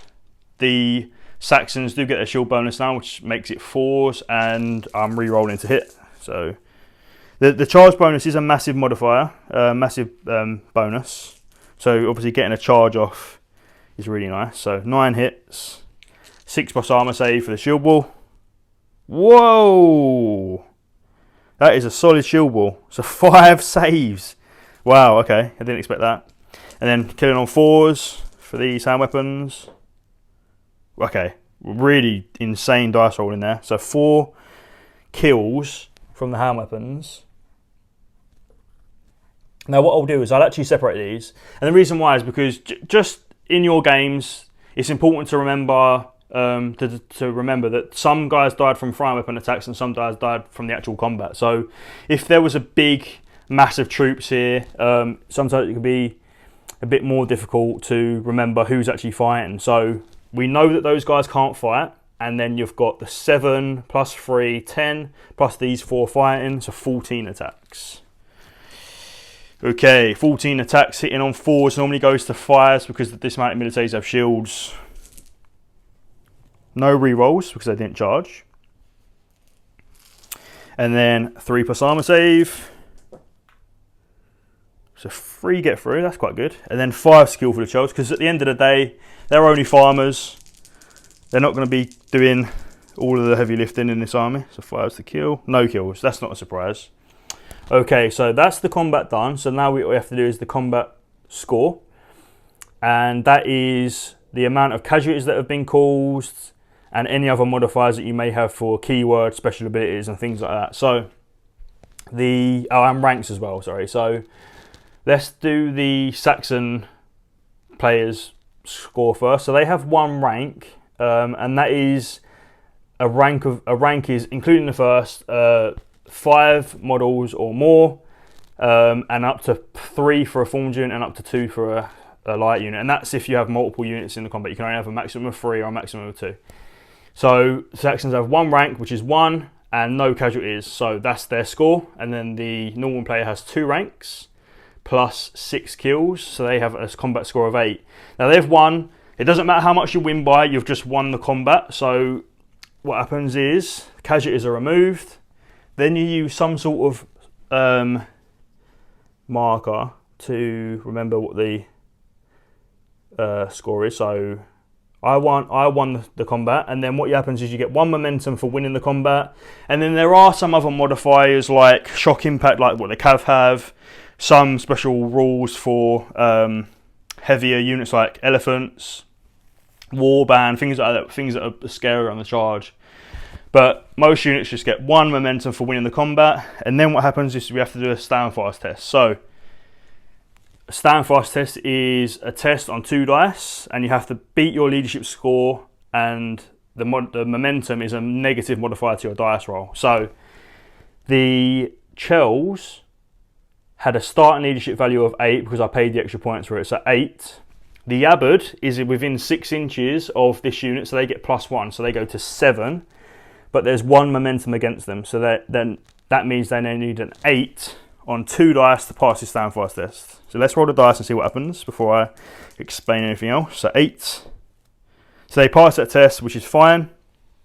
So that combat is now held. They did lose the combat, so they've now lost their shield wall, which is a shame. So that's that combat done. Then let's move on to the next one. So we'll tidy up the casualties, and then we'll go on to this unit of Liberi.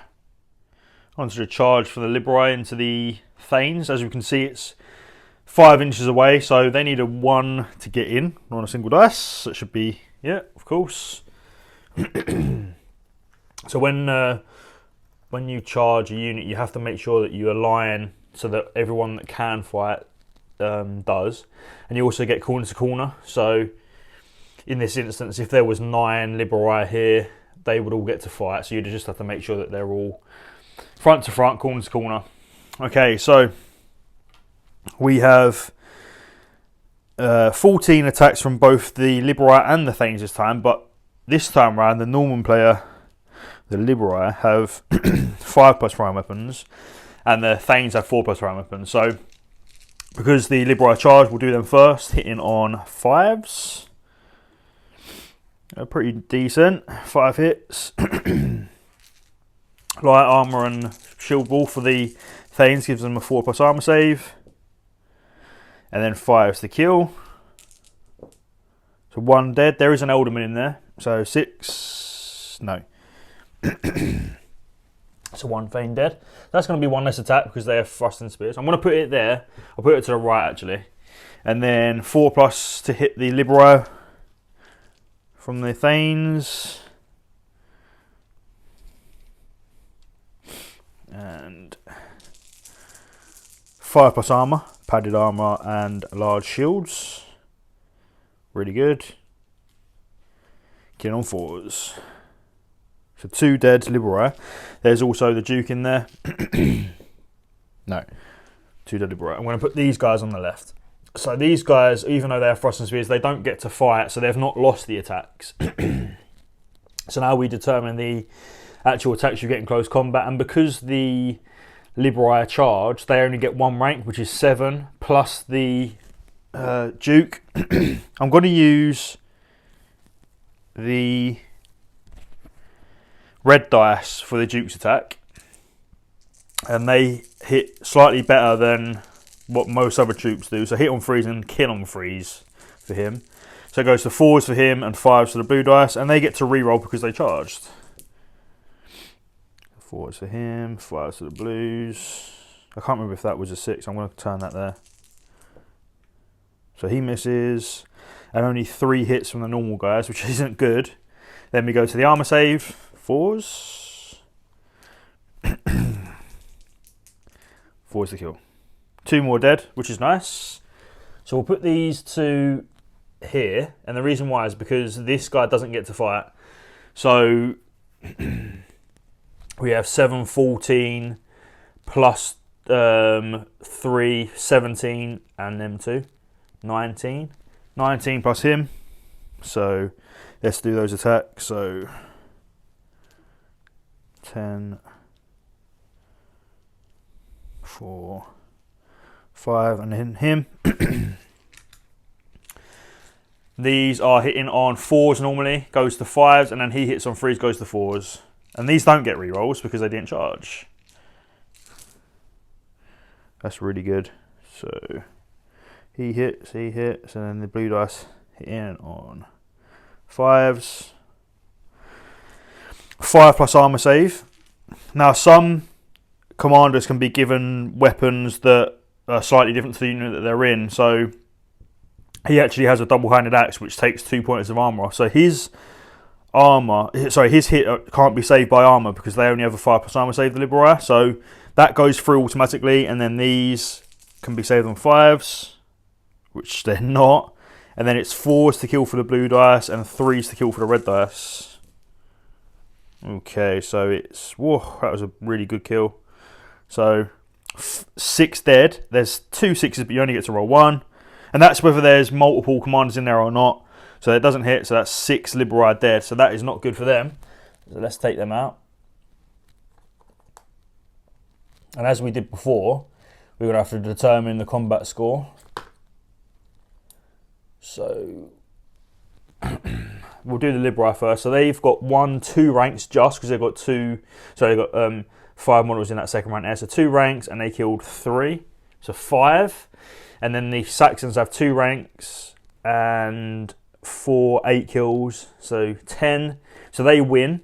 So what I'm going to do is I'm going to tidy up these casualties. Actually, yeah, I'll tidy up these casualties.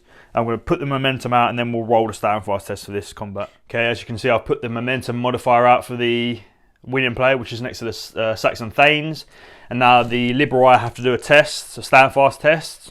So that is based on their initial leadership, which is 8, which goes to 7 for the attached Duke, and then goes back to 8 again. So they need an 8 or more on these 2 dice to pass, which they fail. I'm going to use the command point from the Duke to re-roll, and I'll re-roll this too. And they pass. So that combat ends, momentum goes, but the Duke has now used his command point, so William's going to have to make sure that he's positioned in a good area, basically, so that he can use his command points if anything goes wrong. But that combat is ended now, so what I'm going to do is tidy up those casualties and the command points, and then we'll go on to the coordinated charge of the cavalry on the other flank. Okay, so here's hoping we don't have another replay of the charge that happened in the prior turn. So coordinated charge, I'm going to do the exact same thing again. So these mounted militaries are going to do the test to see if they're allowed to charge. So 7, which they pass. Okay, good. So both units are going to charge. Now we just have to determine the charge range that they have to get. So what we'll do is we'll do the charge for this unit first. And they are 12 inches away, so they need a 6 to get in. 2 dice. They're fine. And then we don't move anything yet. And then we pivot them. And then what are they? So they are 12 inches away, but they're -1 for the rough. So they need 13 total. They move 6. So 7 on 2 dice. Yeah, they do. So they're both in. So now what we do, these, you can move through skirmishes with formed units. So what we do is we're now evenly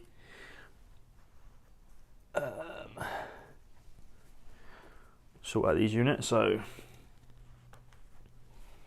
what that is either way, whichever way I organise it, there's going to be 7 cavalry fighting. So what I'm going to do is I'll just push them so that it's going to be 8 from this unit, and then 3 from... well, 6 from this unit as well, so frontage of 7.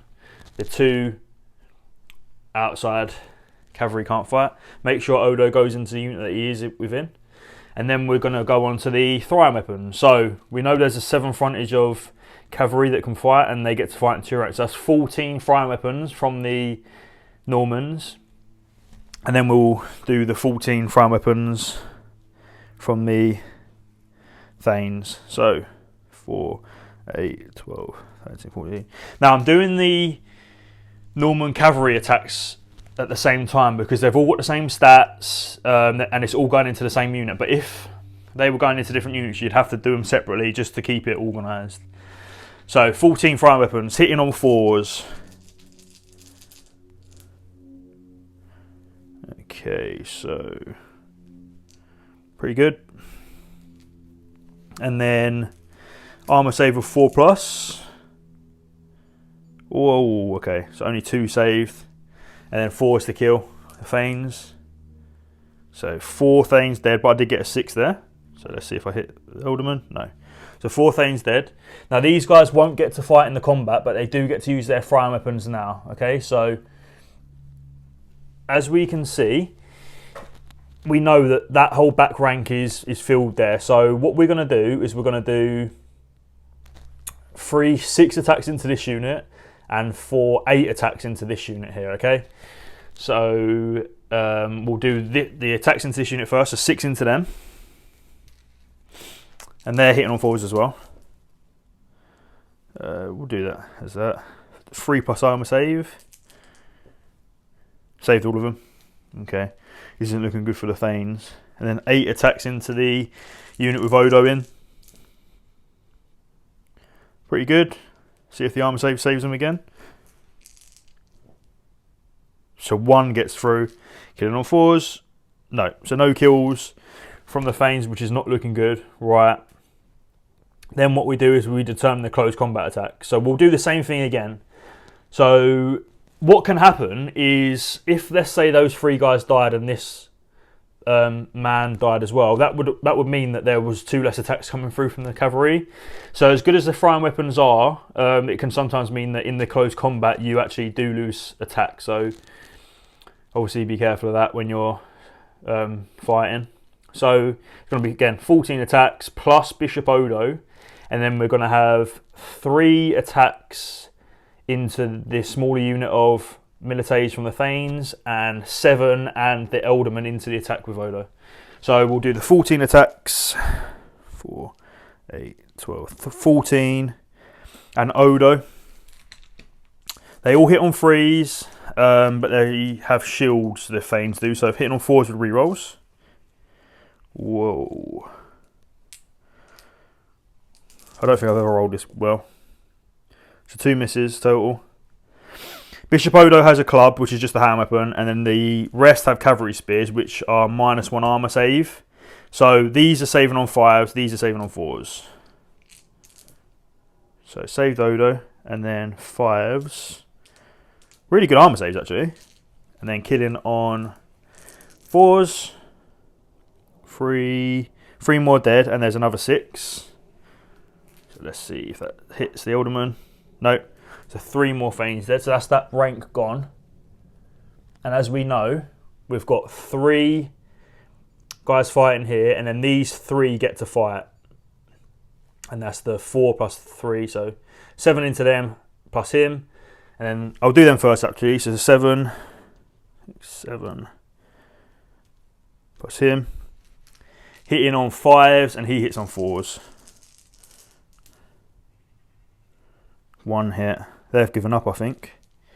Armor save of 3. Yep. It's fine. And then the 3 left over into the small unit of mounted milites. 5s. And 3 plus armor. Yeah. So the charge for those mounted milites has been absolutely devastating there. So they've killed 7 and have 2 ranks total for form cav. So that's 9. And then Bishop Odo gives +1 as well, so that's 10 combat score. And the Thanes have 1 rank, so they've definitely lost. And what I'm going to do before I take off the casualties is I'm going to put out the momentum. So there are multiple things that can increase momentum, and in this case there is. So you always get 1 for winning, and that can go over multiple rounds, so 1, 2, up to 3. And then, so I've won once, and then these both have shock impact to 1, which means when they charge and win a combat, they get +1 momentum. Now, you can't get that from multiple units and increase it by, in this case, 2 to 3. It just goes to 2. So now what we have to do is to do the stand fast test for the Thanes, and they are on 8 normally. They've still got the attached Elderman, which takes them to 7, but there's 2 momentum there, so they have to suffer a -2 to their roll. So they actually need a 9 to pass this stand fast test. They do have a command point there, and Harold's still around, so it might not be as bad as it looks. So 9 on the 2 dice to start off with. Oh, they just fell, but they did roll a 6 there. So what I'm going to do is I'm going to use the command point of that Elderman, take that off, and I'm going to re-roll just this one, this one dice roll 1, and I need a 3+ to pass. No, so they fail. What happens when you fail a stand fast test is you take the difference in the number that you need and the number that you rolled in casualties extra. So I need a 9, I got a 7, so that's 2 more casualties. What I'm going to do is I'm going to evenly take that from the side there.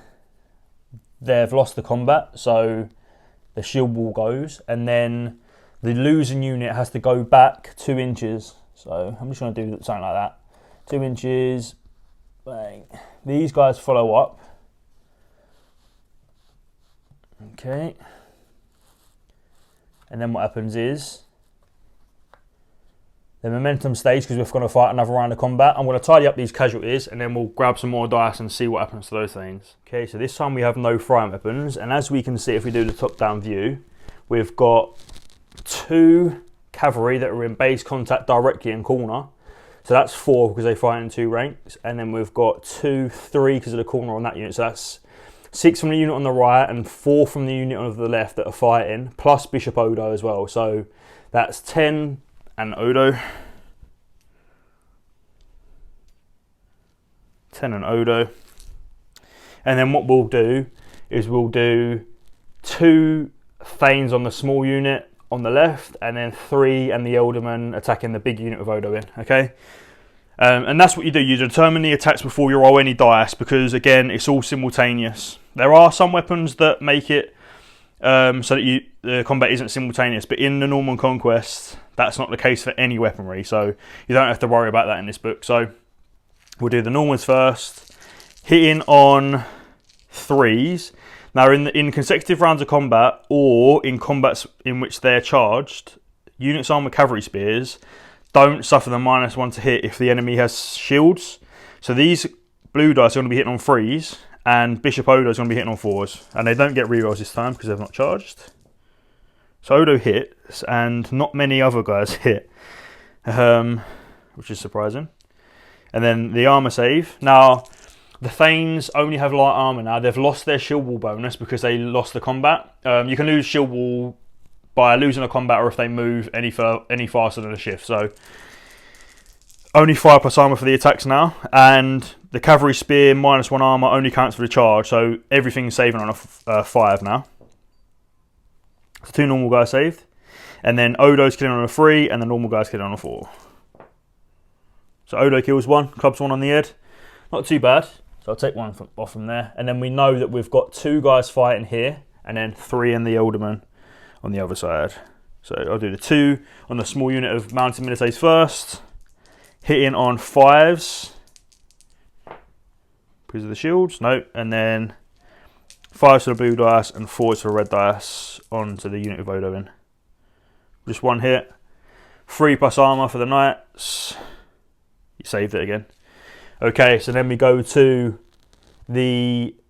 we know the combat score is that the Normans have won. So what happens now is we do momentum. Now, we've won 2 consecutive rounds of combat, so that's 2, and there's no other modifiers. The shock impact only counts for a combat that you've won on the charge. So the combat momentum stays at 2 this time. So again, it's going to be 8 starting, goes to 7, goes back to 9 again. He's lost his command point, but Harold is still there. So let's see, 9 on 2 dice or more. They pass the test, really good. Okay, so what happens is casualties are removed, momentum's removed, and that charge is done. But this is just the charge phase, so what we're going to move on to now is movement phase for the Normans, then we've got shooting, and then when we go to combat phase again, anyone that begins the combat phase engaged gets to fight again. So this is why this game is called On Bloody Ground. The combats are bloody, you win and lose the game by fighting in combat. So let's tidy everything up and then let's move on to the movement phase for the Normans. Okay, so movement phase for the Normans. I've actually moved everything that I want to, and I'm going to show you exactly what I've done. So on this side of the table, all I've moved is these Norman mounted militaries, and the reason why is because the combat over this side wasn't going fantastically well, and I'm winning more over this side, so I don't want to commit in the centre where there's still those Huskars there with their double-handed axes. So keeping them in reserve, they're not too far away from anything that's going on.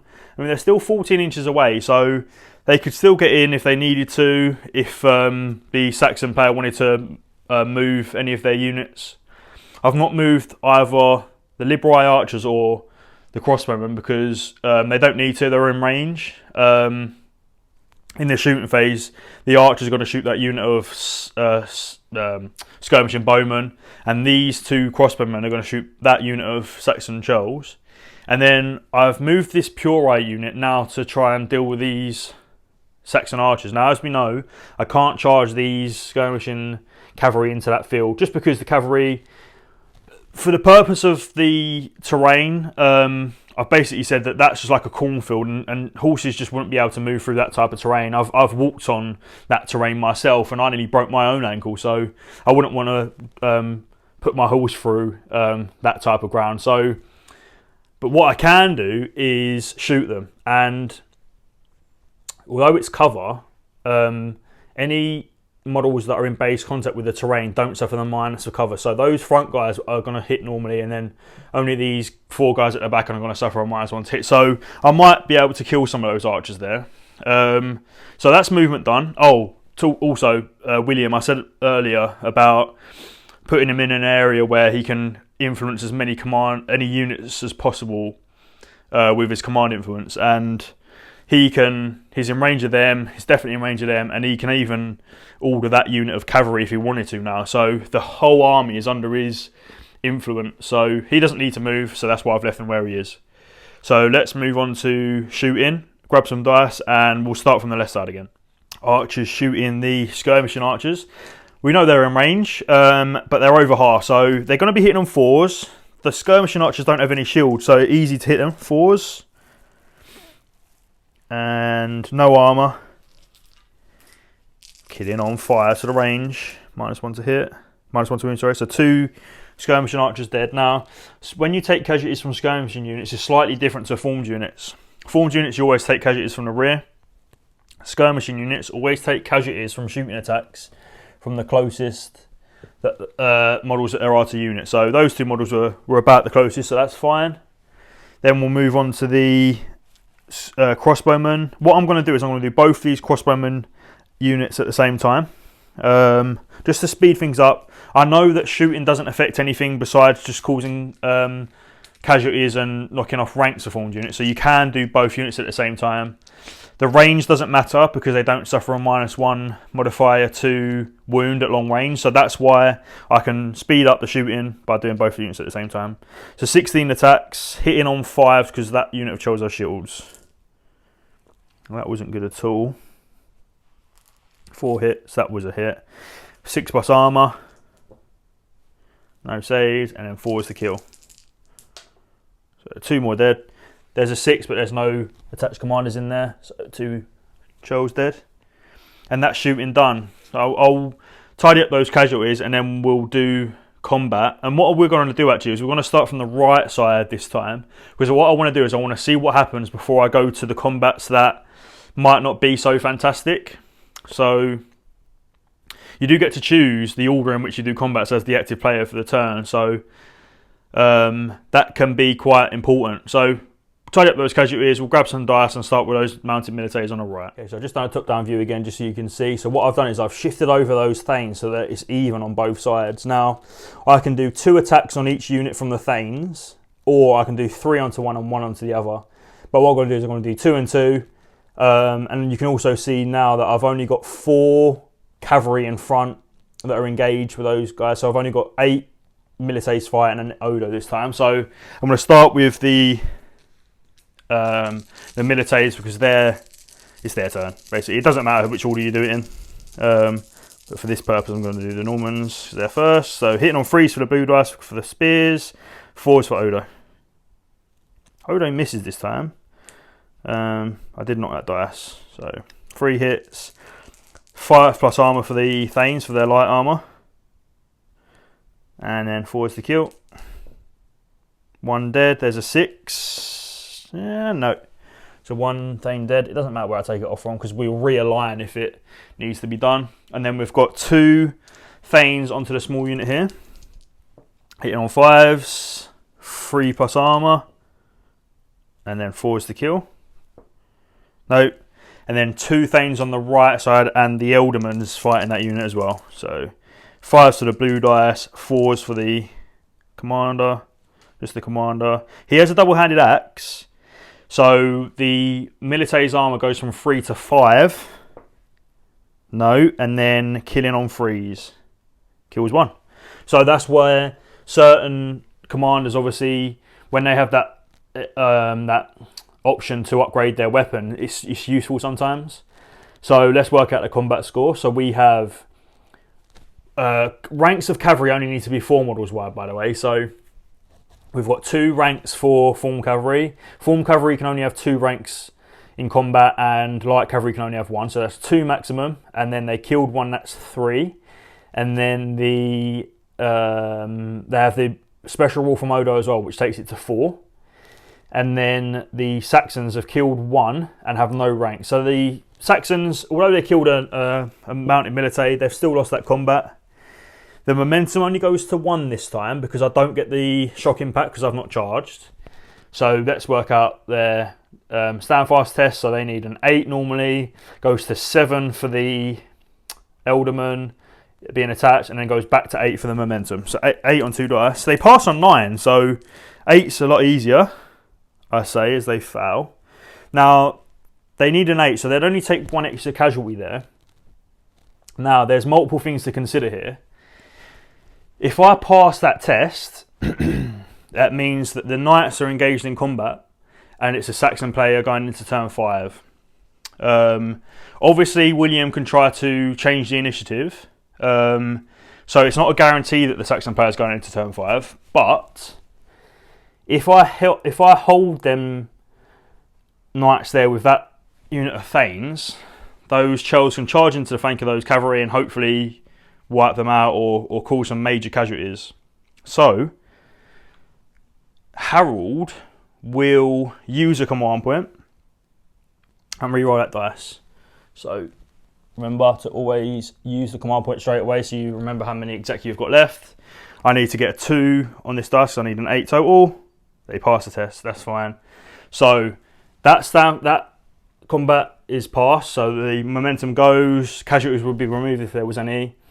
And then remember, Harold gets his command point back on a 6. No. So he's got 1 left, William's got 2 left. But now,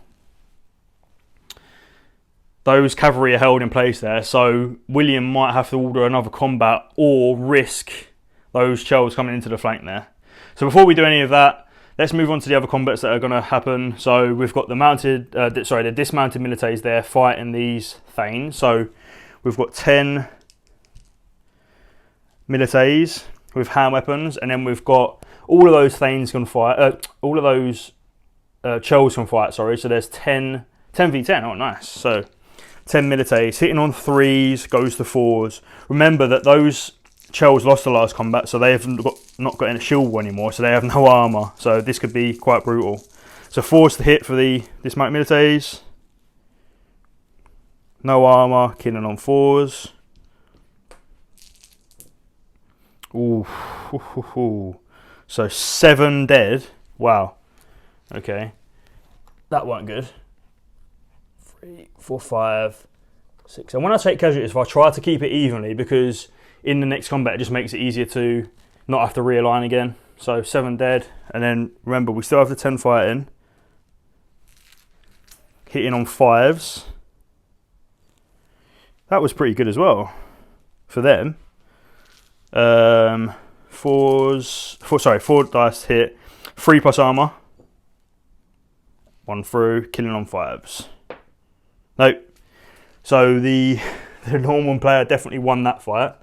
So 1 momentum. There's no other modifiers. The Saxon Churls start at leadership 8. They go to 9 for the momentum, and they've got the Abbot there within 6 inches. They go back to 8. Failed the test. They will take 3 casualties, so they will die. But we've got those Saxon Husskulls there behind as reinforcements, so that's fine. So we're going to take those casualties. That means they're destroyed, so they're considered to be routed or wiped out now, which means that friendly units within 6 inches that aren't engaged have to do a panic test now, which is the same as a stand fast test, and any difference of their leadership, they'll take the casualties. So they're on 8 goes to 7 because of the Abbot. They're fine. And then they're on 7 goes to 6. They're fine. So I'll take off this unit. This unit now gets to do a surge move, which is a maneuver, however they want. So what I'm going to do is I'm probably going to move them defensively, and then we'll go on to the combat with the Liberai. Yeah, as you can see, I've done the surge move for the dismounted militaries, and I've moved them back just in case something goes wrong with the combat here. So let's actually go on to that combat. Liberai versus Thanes. Remember that the Thanes still have their shield wall. So Liberai. Oh yeah, let's work out the attacks first. So we've got 7 plus 5, 12 Liberai and the Duke versus 7, 14, 17 and the Elderman. So 12 and the Duke fighting, hitting on 5s and then 4s for him. Only a few hits. Still 4 plus armor save for the Thanes. Save the Duke. And then 4s to kill. They killed 1. Not fantastic, to be honest. But 1's 1. And then we have 17 and the Elderman back. The Elderman has a double-handed axe. He's hitting on 4s. They're hitting on 5s. He does hit. Not as many hits as I thought there might be, but... So the Liberai have a 5 plus armor save, and there's 2 points gone. So that can't be saved. And then 5s for these. And then 3s to kill for that one. 4s to kill for these ones. So 3 more Liberai dead. Not looking good for them. So the combat score is 2 ranks for the Thanes plus 3 is 5. Liberai is 1 rank plus 1 kill is 2. So the Thanes win. So momentum on their side. Make sure that it's on 1. Again, you can use any kind of markers that you want for this. And then what we'll do is the stand fast test. So the Liberai start on 8. They've got the attached commander, which goes to 7. And there's 1 momentum against them. So they need 8 on 2 dice. Let's roll it here. They pass the test. So all casualties are removed. Momentum goes. And that is the combat phase done for the Normans. Now what we need to do is... So we're going into turn 5, and it will be the Saxon players' turn 5 if nothing happens. Now, William has to think seriously about what's going to happen now. So the left flank actually went better than I thought. The Husskulls are obviously going to have to plug that gap, or the Chells are going to have to do it. Probably it's best to bring the Husskulls through that gap. So Husskulls are going to come through that gap. These actually might be able to start coming around this way and try to capitalise on this. So... But the biggest danger at the moment is that these Chells will be able to charge into the flank of that cavalry unit. So William has multiple choices here. He can order another combat. Now, if I order another combat, that unit of Thanes hopefully should die. So what I'm going to do is I'm going to do that first and see if I can successfully get that order off. The Saxon player has the initiative already, so I don't have to worry about keeping command points around to try to stop them from taking the initiative. So these command points are free for me to use. So I'm going to use one point. Because this is one combat, I can't issue them an order to do a combat, and if they fail, then them. It's all one, so I can only do it once. Of course, I can use a reroll, but let's roll to see if I need to use a reroll first. So I've used the command point, 4+ to issue combat, and they fail. And I feel like this is important. I need this to come off. So I'm going to use William's last command point, which is the last command point in the army, actually. 4+ to get that off. And they fail. Okay, so that combat doesn't happen. I've got no command points left to do anything. Harold's happy about that. And that is Norman player turn 4. So turn 5. And it's going to be the Saxons. Okay, moving on to turn 5 for the Saxon player. As you can see, I have turned the marker to turn 5. So we're coming towards the end of the game now, but there's still a lot that can happen. And what we're going to do is we're going to go to the charges, and those Husskulls are going to charge that unit of militaries. They're going to stand because they don't have any other choice. They have no javelins or other missile weapons, so they can't throw anything. And then those Chells are going to charge into the flank of that unit of mounted militaries there. So let's determine the distance for these Husskulls. So the pivot, they're 7 inches away, so they need a 3+ to get in. Yeah, they're fine. Okay, so the elite of the Saxon army coming in to fight the dismounted militaries. Now, the dismounted militaries do have better armour, but the Huskars have the double-handed axes. So let's see if Saxon elite can beat the Norman elite. We're going to do the frying weapons of the Saxons first, because they're the ones that charge. And both sides have 4+ frying weapons. So Saxons 4+, not great. Normans saving on 3s and killing on 4s. So 1 dead. That's not too bad. And then we've got 10 militaries. Again, hitting on 4s. The Saxons have a 4+ armor save for their medium armor, so it's not too bad compared to the dismounted militaries. So let's do that. 4+ armor. 4 through. And then 4 is to kill. So 1 Huskar dead, which isn't bad. 1 for 1. The only downside is that guy won't get to fight. So now it's going to be 13 Huskars versus 10 dismounted militaries. So the Huskars first. The Abbot doesn't get to fight. So the Huskars hit on 3s and kill on 3s. So, and they have the double-handed axes. So, sorry, and they charge, sorry. So they get the re-rolls. So hitting on 3s normally goes to 4s. We're re-rolling, which is the important thing.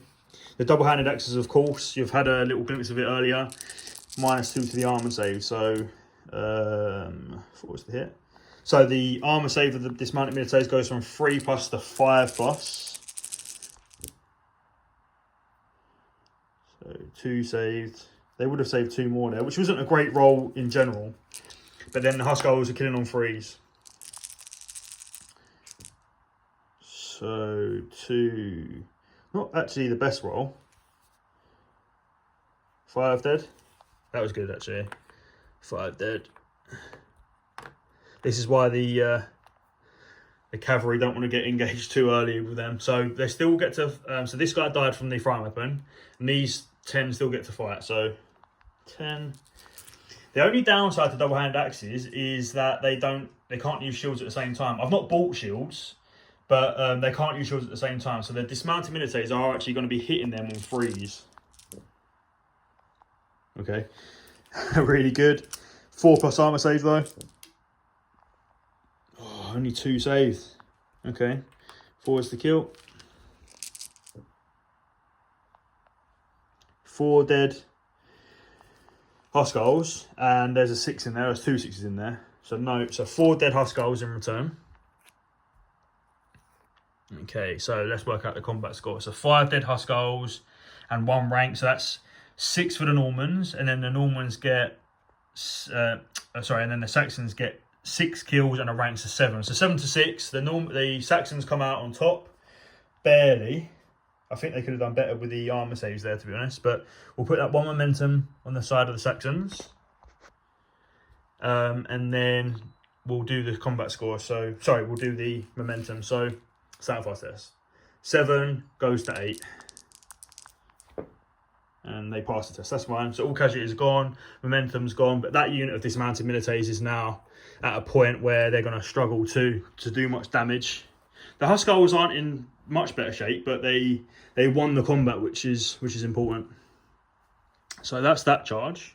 We'll take off that momentum, and then what we'll do is I'll sort them casualties out, and then we'll go on to the charge from those shells into that unit of mounted militaries. All right. So because these shells are going to be charging, that shield wall goes, and they're going to be like that, so that we know they're automatically in. So I'm not going to roll the dice to see if they're in. So let's do that. As you can see, top down view, all of those shells can fight, so that's perfectly aligned, and we get to do the frying weapons. As I said earlier, if you remember, you can only use frying weapons if you weren't already engaged, and only if you're fighting to the front. So only the Thanes can throw their frying weapons, so they get 14 frying weapon attacks hitting on 5s. Ooh. Okay. I did turn all of them around, but they were all 5s. And then armor save of 3+. Ooh. And 5 to kill. No kills from that. That's not surprising. I mean, maybe 1 would have been nice there, but they weren't too bad. Right, then what we need to do is determine the attack. So the Thanes that just charged have 7 dice because they only get 1 rank because of the thrusting spears. And then we can do 1 attack. So he will fight them, and then those 2 and the Elderman will fight that unit there. So we'll do the 7 in the side. So 3, 6, 7. Now there are benefits to charging or attacking units in the side in melee. And that is you get the +1 momentum if you win, and you don't suffer, you get +1 to hit as well. So essentially you ignore their shield bonus. So the Thanes normally hit on the Chels normally hit on 4s. They get +1 to hit, so they hit on 3s. The shields make it so they hit on 4s, and they do get the rerolls. So 4s, rerolling, 2 misses. Armor save is as normal, so 3+. Okay, and then kill on 5s, so they kill 2. Ooh, so there's no. So I did roll a 6 there, but Odo is in the unit on the right, so that won't hit him. Okay, then we'll do the 1 Thane into the unit I've just called 2 casualties on. So they on 5s, nope. And then I've got 2 and the Elderman fighting Odo's unit. 5s and 4s, so no. He has a double-handed axe, so it goes from 3+ armor to 5+ armor. No, and then killing on 3s. Kills 1. It can hit Odo because it's his unit. It hits him, and then his armor is 4, I think. Let's roll this. Let's just double check that quickly, and I'll come back to you. Yeah, just double check the armor save for that. So Odo's armor is actually 4, so he actually dies from the attack from the Elderman, which is fantastic for the Saxons and unbelievable for the Normans. The thing that I will say though is that he does still get to attack. So let's determine the attacks for the Normans. So you do get to fight base-to-base contact. So these 2 Norman cavalry will fight to the side. So we'll do them first. 2 to the side. They have the cavalry spears, so they ignore the shields for the Chels. So 3s to hit. No armor save for the Chels and 4s to kill. Yep, kill 1. That's 1 there.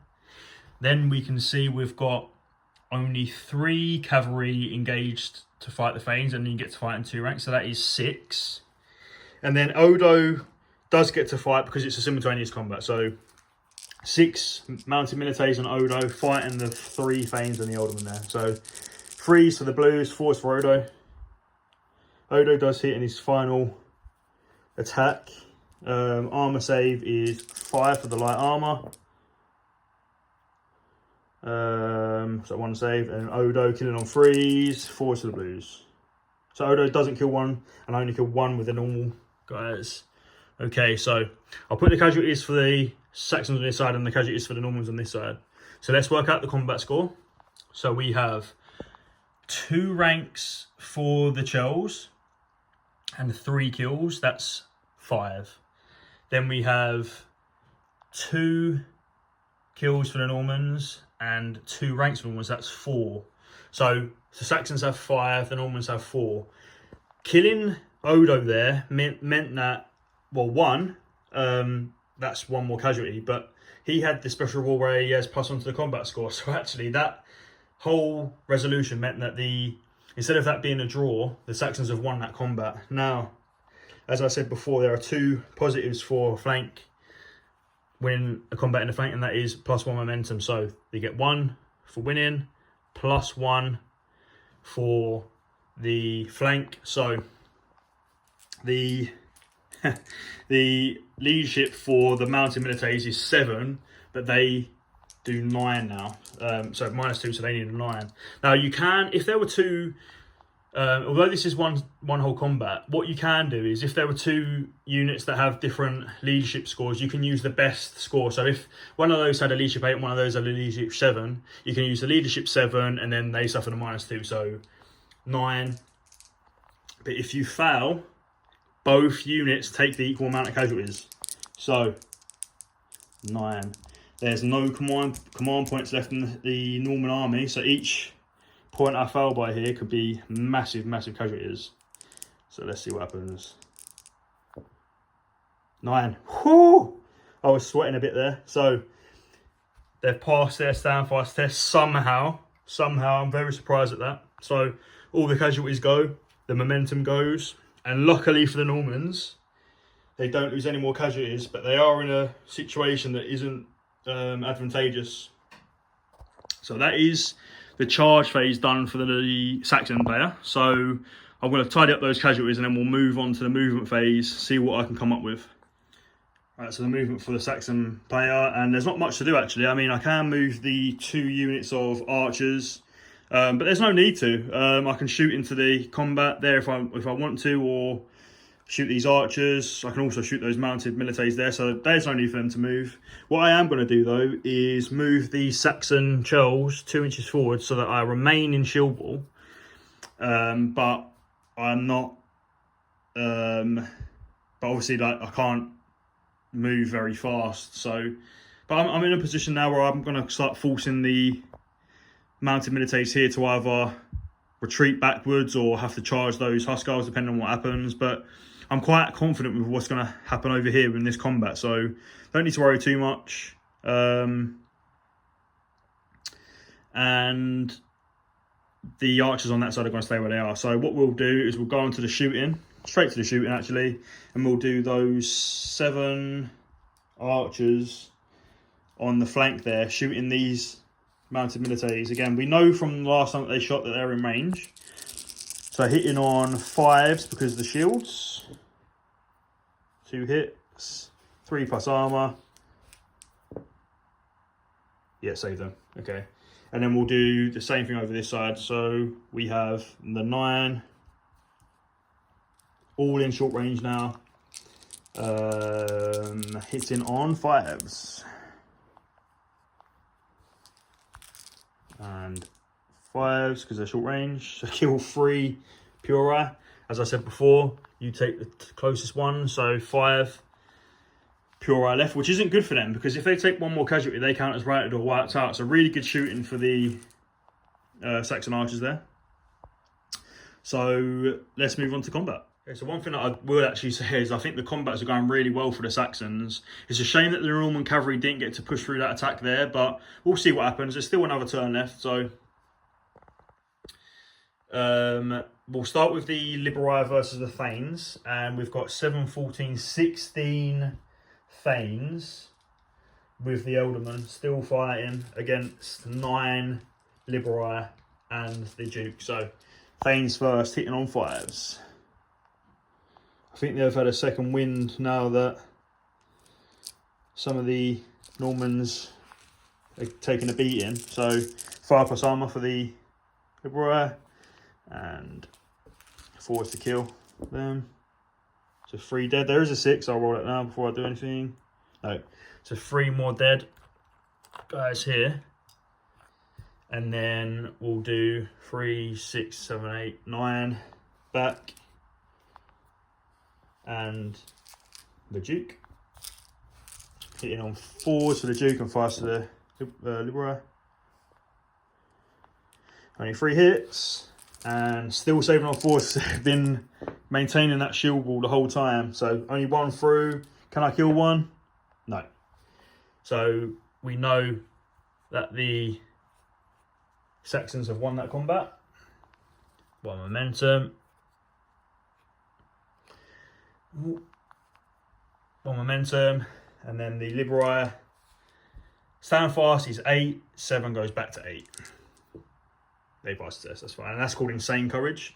And Insane Courage is if you roll a double 6, no matter what your negative modifiers are, if you go over 12, you can still pass on double 6. So they're not too worried.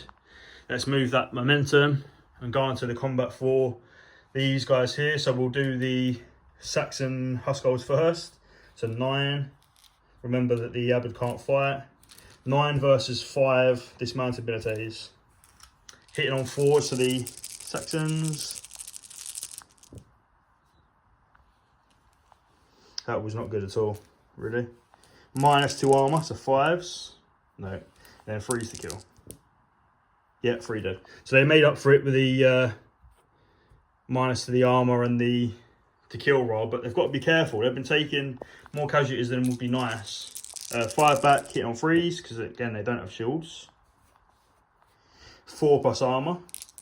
Oh, I saved all of them, okay. So the Saxon Huskarls win that combat. Again, 1 momentum. They've got leadership 7, goes to 8 for the momentum.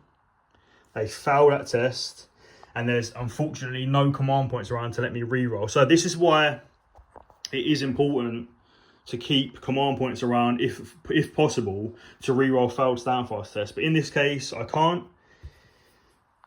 Unengage for any units within 6 inches have to do a test. So that's not them, they're too far. Commanders are ignored for things like that. So what I'm going to do is clean this up. I'll do the surge move for the Huskarls, and then we'll move on to the last combat. Alright, let's move on to the last combat of the Saxon player's turn. And what we'll do is we will align to make sure that there are as many models fighting as possible. So where the models are on the tray is irrelevant. It's more a representation of the condition that your units are in. Of course, you pay for those models on the unit, sorry. But when it comes to things like people charging you in the flank or rear or things like that, those people will move fluidly to align so that as many people will fight as possible. So let's determine the attack. So we know, so in this case, again, so we do that. So it's 50-50, split across. That's before you roll any dice. Then let's work out the attack. So we know that there's only 2. So that's how it goes. Okay, so there's going to be 7. Sorry, there's going to be 4 knights fighting the front of that Thane unit, and 2 knights fighting the side. And then there's going to be 7, 14, 18 Chels fighting the side. So the Chels fighting the side. 8, 12, 18 attacks. Now, they still get the +1 to hit because they are still fighting in the flank. So, 4s. 4s goes to 5s, goes back to 4s. Not great. Still keep the armor save though. Freeze. Okay, only 2 through. And can on 5s. No, okay. And then we've got 1 Thane into the small unit of knights, 5s. 1 Thane and the Elderman into the bigger unit of knights. No. Okay, so then we've got the 2 knights in the side, hitting on 3s. No armor, getting on 4s. 1 dead. Again, there is a 6, but it's not fighting that unit, so it doesn't matter. And then we've got 4 knights fighting the front. 3s. 4s. Oh, sorry, this is armor, so 5 plus armor, and then 4s to kill. No. So let's work out the combat score. So the Saxons have 2 ranks. That's it. The Normans have 2 ranks and a kill, so 3. So they actually win the combat, which is good for them. So the combat score, sorry, the momentum goes to this side, 1. And then what we do is we work out the leadership. So the Saxons there, the Saxon Chels have leadership at 8, and that would make them go to 9. Or we've got the Thanes that start at 8, go to 7, and go back to 8. So we'll use that 8 leadership. But this obviously, again, if they fail, both units take the same casualties. So 8, they fail the test, so they will take 4, they will take 5 casualties. That's not good. So Harold is going to reroll that test with his last command point. He's going to reroll both dice, and I need an 8. Oh, it got worse. Okay. So the Thanes are going to die, and these guys are going to take 6 casualties because they need 9. So we'll take the 6 casualties off. That couldn't have gone any worse. 3, 4, 5, 6. Okay. And then Harold, let's see if he gets his command point back on a 6. No. So what I'm going to do is I'm going to tidy that up, and then I'll tell you what happens, because there is something that doesn't happen often in this situation. So let's come back to that in a second. Okay, so there's a few things that are going to happen now since the Saxons lost that combat. What happens immediately is the commander in the Thanes that died get captured, and that can go into either this unit or this unit. You can choose as the Norman player. So I'm going to put it into this unit just because they're a bit more protected. And then because that unit was destroyed and these are no longer engaged with another enemy unit, they can do a maneuver or a surge move. So what I'm going to do is I'm actually going to pivot them and just put them back like this. Okay. Then the Saxon Churls get pushed back because they lost the combat, so they're going to push back 2 inches. And then these guys, because we're fighting now, they get to turn. Okay, so that whole situation changed massively. And that's just because the quality of the Churls isn't enough, probably. And the Thanes, they took a massive beating early on, so they couldn't keep their number, like their ranks around, and maybe cause even just one or two casualties to keep up the momentum of winning that combat when the Churls came in. So what we have to do now is, let's not forget that obviously there's the momentum there. Sorry, I'll move that out of the way. So yeah, we have to fight again. Now the Norman cavalry can turn to a line now because they won the combat, and you can only do that if there's a successful standfast test or if you win the combat. So if it's a draw, they would still be facing that way. So let's actually go into the combat now. So there are 11 Churls fighting 6 Norman mounted militaries. So let's do the Churls first because it's the Saxon player's turn. Hitting on 5s, 4 hits. And then you got the 3+ armor save, and then 5s to kill. That's 2 dead. That's pretty good. It can all turn in a matter of seconds. So there's still 6 attacks back from the mounted militaries, hitting on 3s. No armor save for the Churls because they're not in shield wall. Hitting on 4s. So 2 dead. Okay, so the Churls get 1 rank and 2 kills, that's 3. The Normans get 1 rank and 2 kills, that's 3. So that's a draw. So actually, considering that whole situation, the Churls have actually probably kept the army from getting, that big unit of Churls there from getting charged in the flank next turn. So that is Saxon players turn 5. There is 1 command point left in this unit on the side here. Now I can issue them an order to attack again if I want to. Now if I do that, what that will do is it will free up those Thanes. If I win the combat and everything, it will free up those Thanes to then surge forwards and potentially put pressure on this side. They're in a situation where I think they're not going to lose the combat now, so I think that using this command point, which is the last command point for the whole army, will be good to use to fight combat. So 4+, they fight again. No, they don't. So that fails. So let's not worry about that whole explanation that I just gave you. So that's turn 5 done for the Saxons. Turn 5 for the Normans now. And let's see what they can do. Because there's been some heavy casualties on both sides now. Yeah, let's see what happens in turn 5. Alright, turn 5 for the Normans and charges. The only charge that I can think of being potentially worth it is this charge into the Saxon Huskarls there. And the reason why I'm not going to do that is because they've still got their throwing weapons, they've got their axes. Their unit's just too big for these guys to successfully kind of threaten without taking too many casualties themselves. And also I've still got these 2 units of crossbowmen and archers to shoot into them to whittle them down. So I am going to shoot them instead of charge. The other thing is that this unit of cavalry can't charge that unit of Churls there, and that's because you can't charge a face and it's already engaged by something else unless you do a coordinated charge.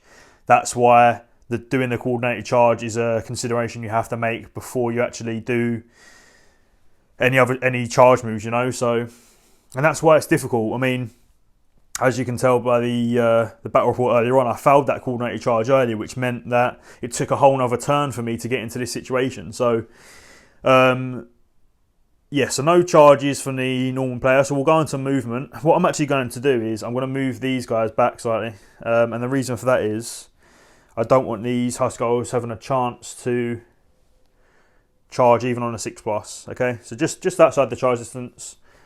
I'm going to move these crossbowmen. They won't be able to shoot this turn, but I'm going to move them. And they move 4 normally, so... Sorry, 5 normally, so they can move 4 on this terrain because it's rough, remember?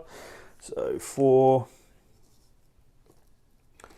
And then pivot them so that they're going to be able to be in a position to potentially shoot. These cavalry, they're actually going to move back a bit. Don't know what, actually, no, they'll move up. They'll move up. So... up there to threaten. These javelin arm purify, they're probably going to get shot to death now, so actually they may as well shoot the archers themselves, get into base contact with that terrain so they don't suffer the -1 for the cover. And then that's the movement done. So we'll go into shooting. As we know, these crossbowmen can't shoot, so we're going to do both these crossbowmen and the Libri archers into the Huskarls. We'll start with the archers, 12 shots. We'll do these separately because they're different weapons, okay? So they're over half range, so hitting on 4s. There's no shields for the Huskarls, remember, so hitting on 4s. 4 hits. They have the 4+ armor save for the medium armor, and then killing on 5s for the long range. Nope. And then the crossbowman, this is a 14-inch ruler, so only an inch out there, so 15 inches, that's fine. Hitting on 4s, armour, killing on 4s.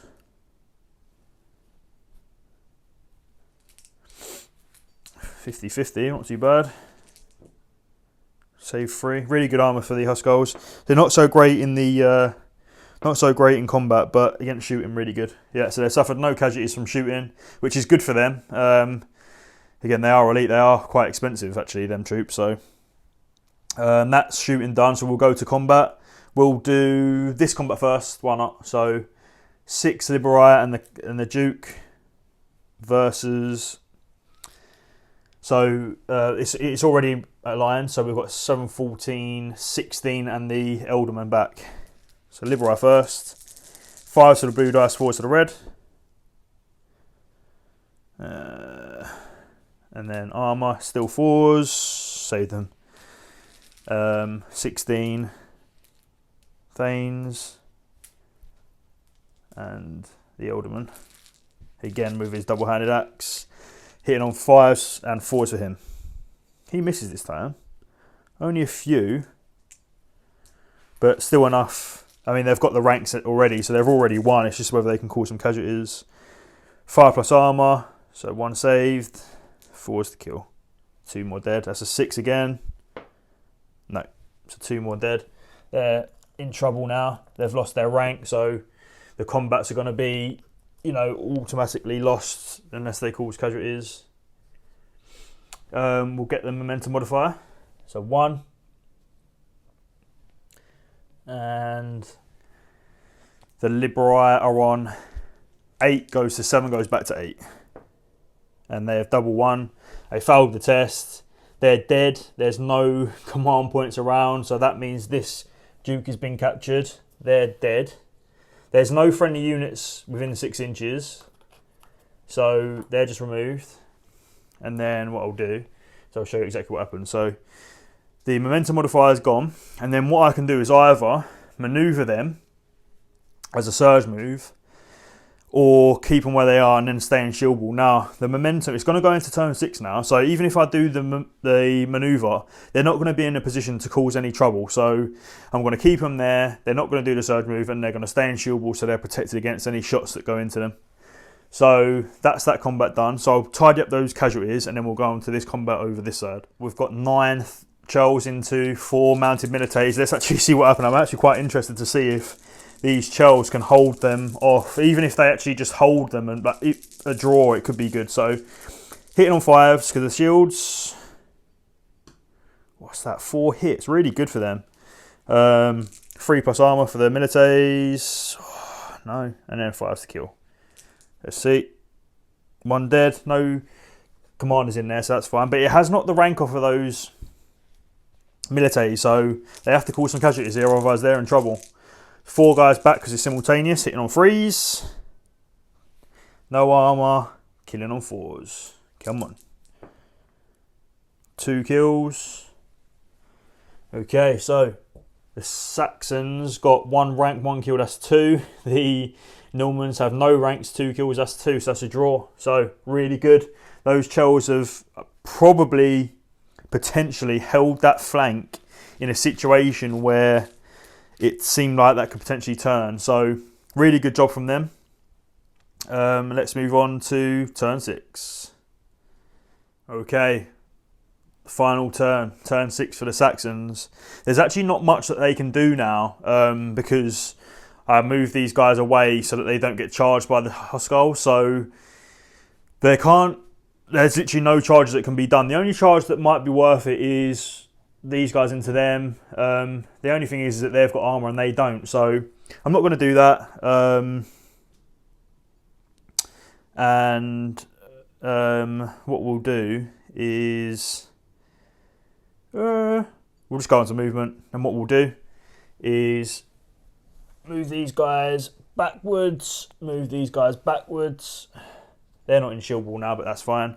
We're going to put Harold into there, just in case. We'll sort out this table.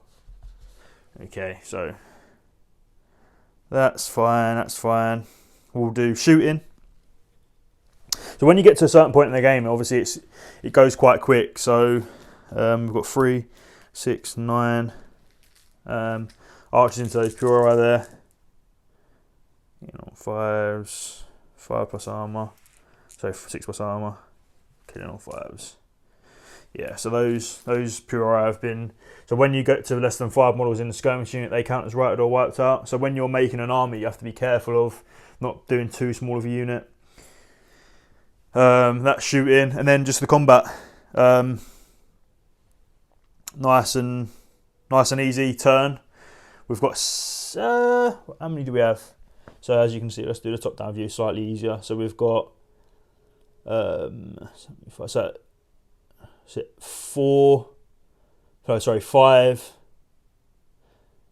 Yeah, 5 Chels. Sorry, that took me a while to sort out. So 5 Chels into 3 milites. 3+ armor. Yeah, save that. 3 milites. 4. So I need to get 2 kills here. No, so 1.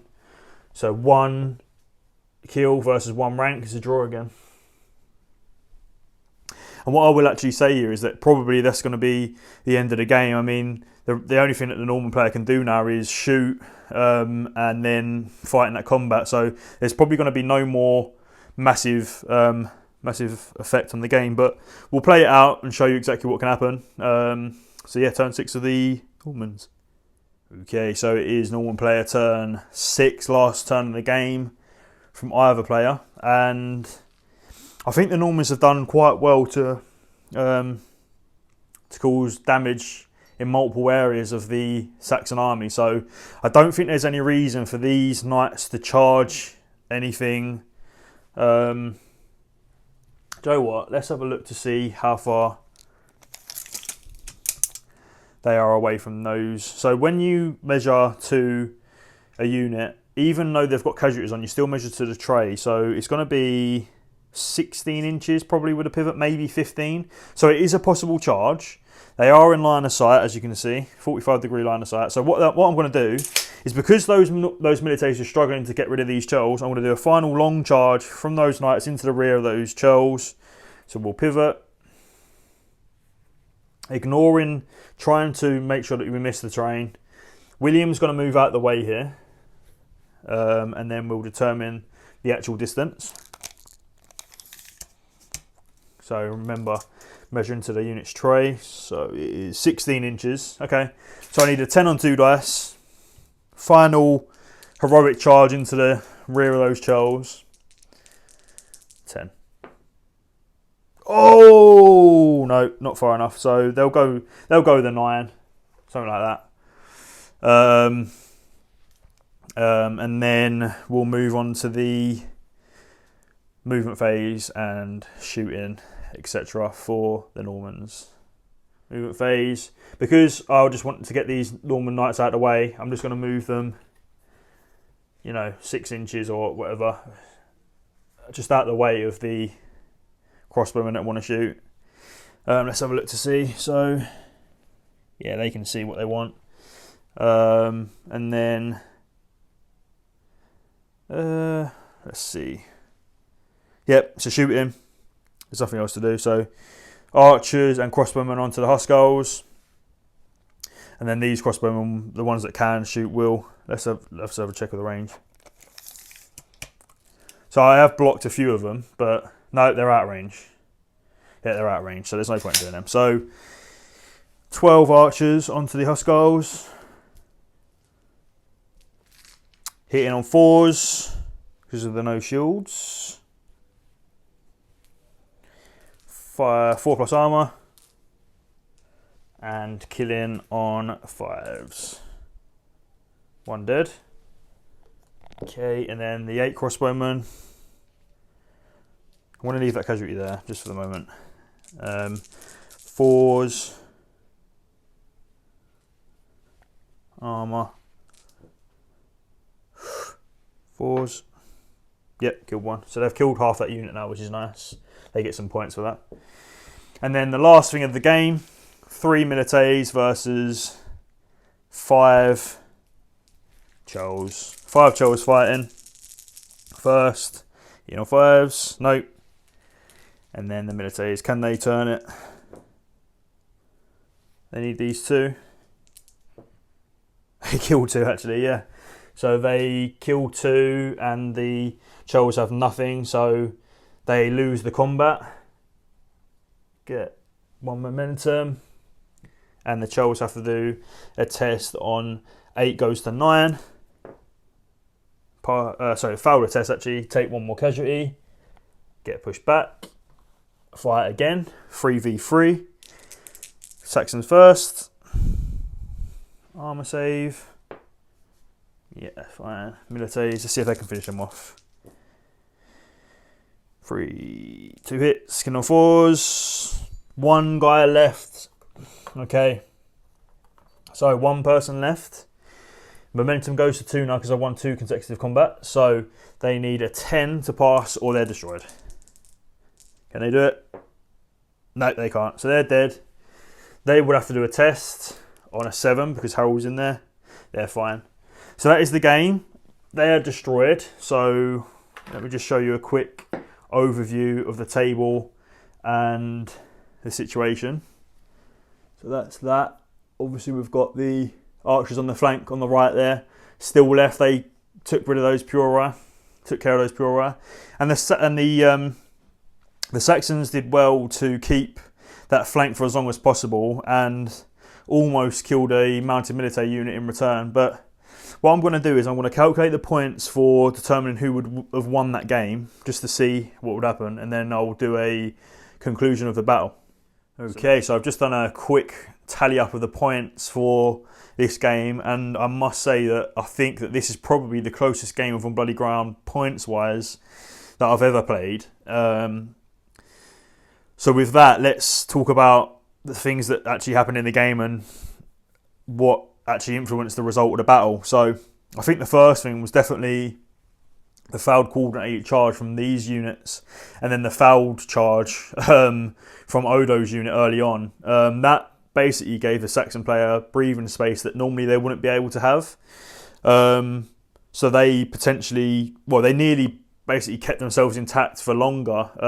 Eventually I did obviously kill that unit of Churls and the Thanes there, but that could have been a turning point in the battle, which would have been something that the Saxon player could have capitalised on. Likewise, I think that repelling the Norman infantry on the right flank of the Saxons made it so that the pressure was only on one side, which meant that the investment of command points could all go onto one side more or less. So that was quite nice.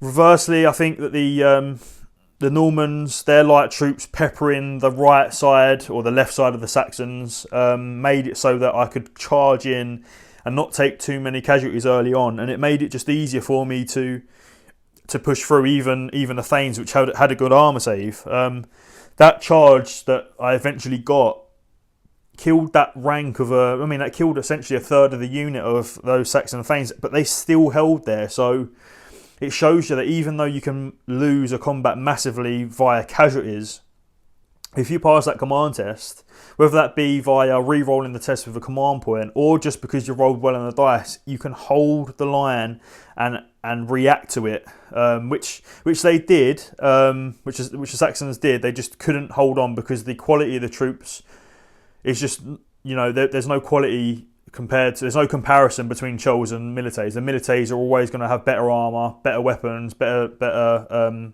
leadership, things like that. And these guys did pay for it. They nearly died. So yeah, with that, let's get to the points. So this Saxon player got 944 victory points, which is really good. Again, they captured that Duke. They killed half of that unit of Milites, so they got half the points for that and 4 points for the Duke. And then the Norman player got 952 points. So an 8-point difference, which literally is, I think it must, it was the killing of the Saxon Churls at the end that made the difference. If those Churls stayed there at the end, the Saxons would have won that game. And I think that was a good representation of exactly how that battle went. If the game carried on a bit longer, there's still 2 big units of Milites there. But again, the Saxons have still got some solid troops there. So yeah. If you like the video, please consider liking and subscribing. Obviously, it helps us get more views on the algorithm and things like that. And we are doing videos every month, so please keep an eye out for that. If you have any comments or thoughts about the game, please put a comment down below. It helps us out.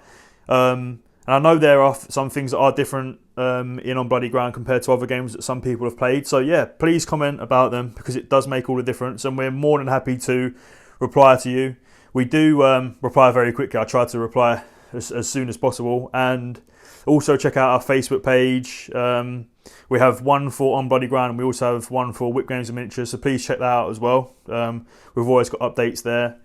And another thing that I want to say is that we are now releasing books every month for On Bloody Ground.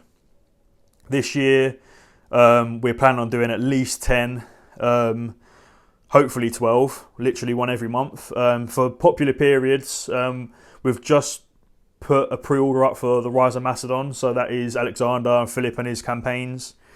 We're not going to tell you what we're going to do next month, but we've got two well underway. So yeah, please keep an eye out for that, and we'll see you in the next video. Thanks for watching.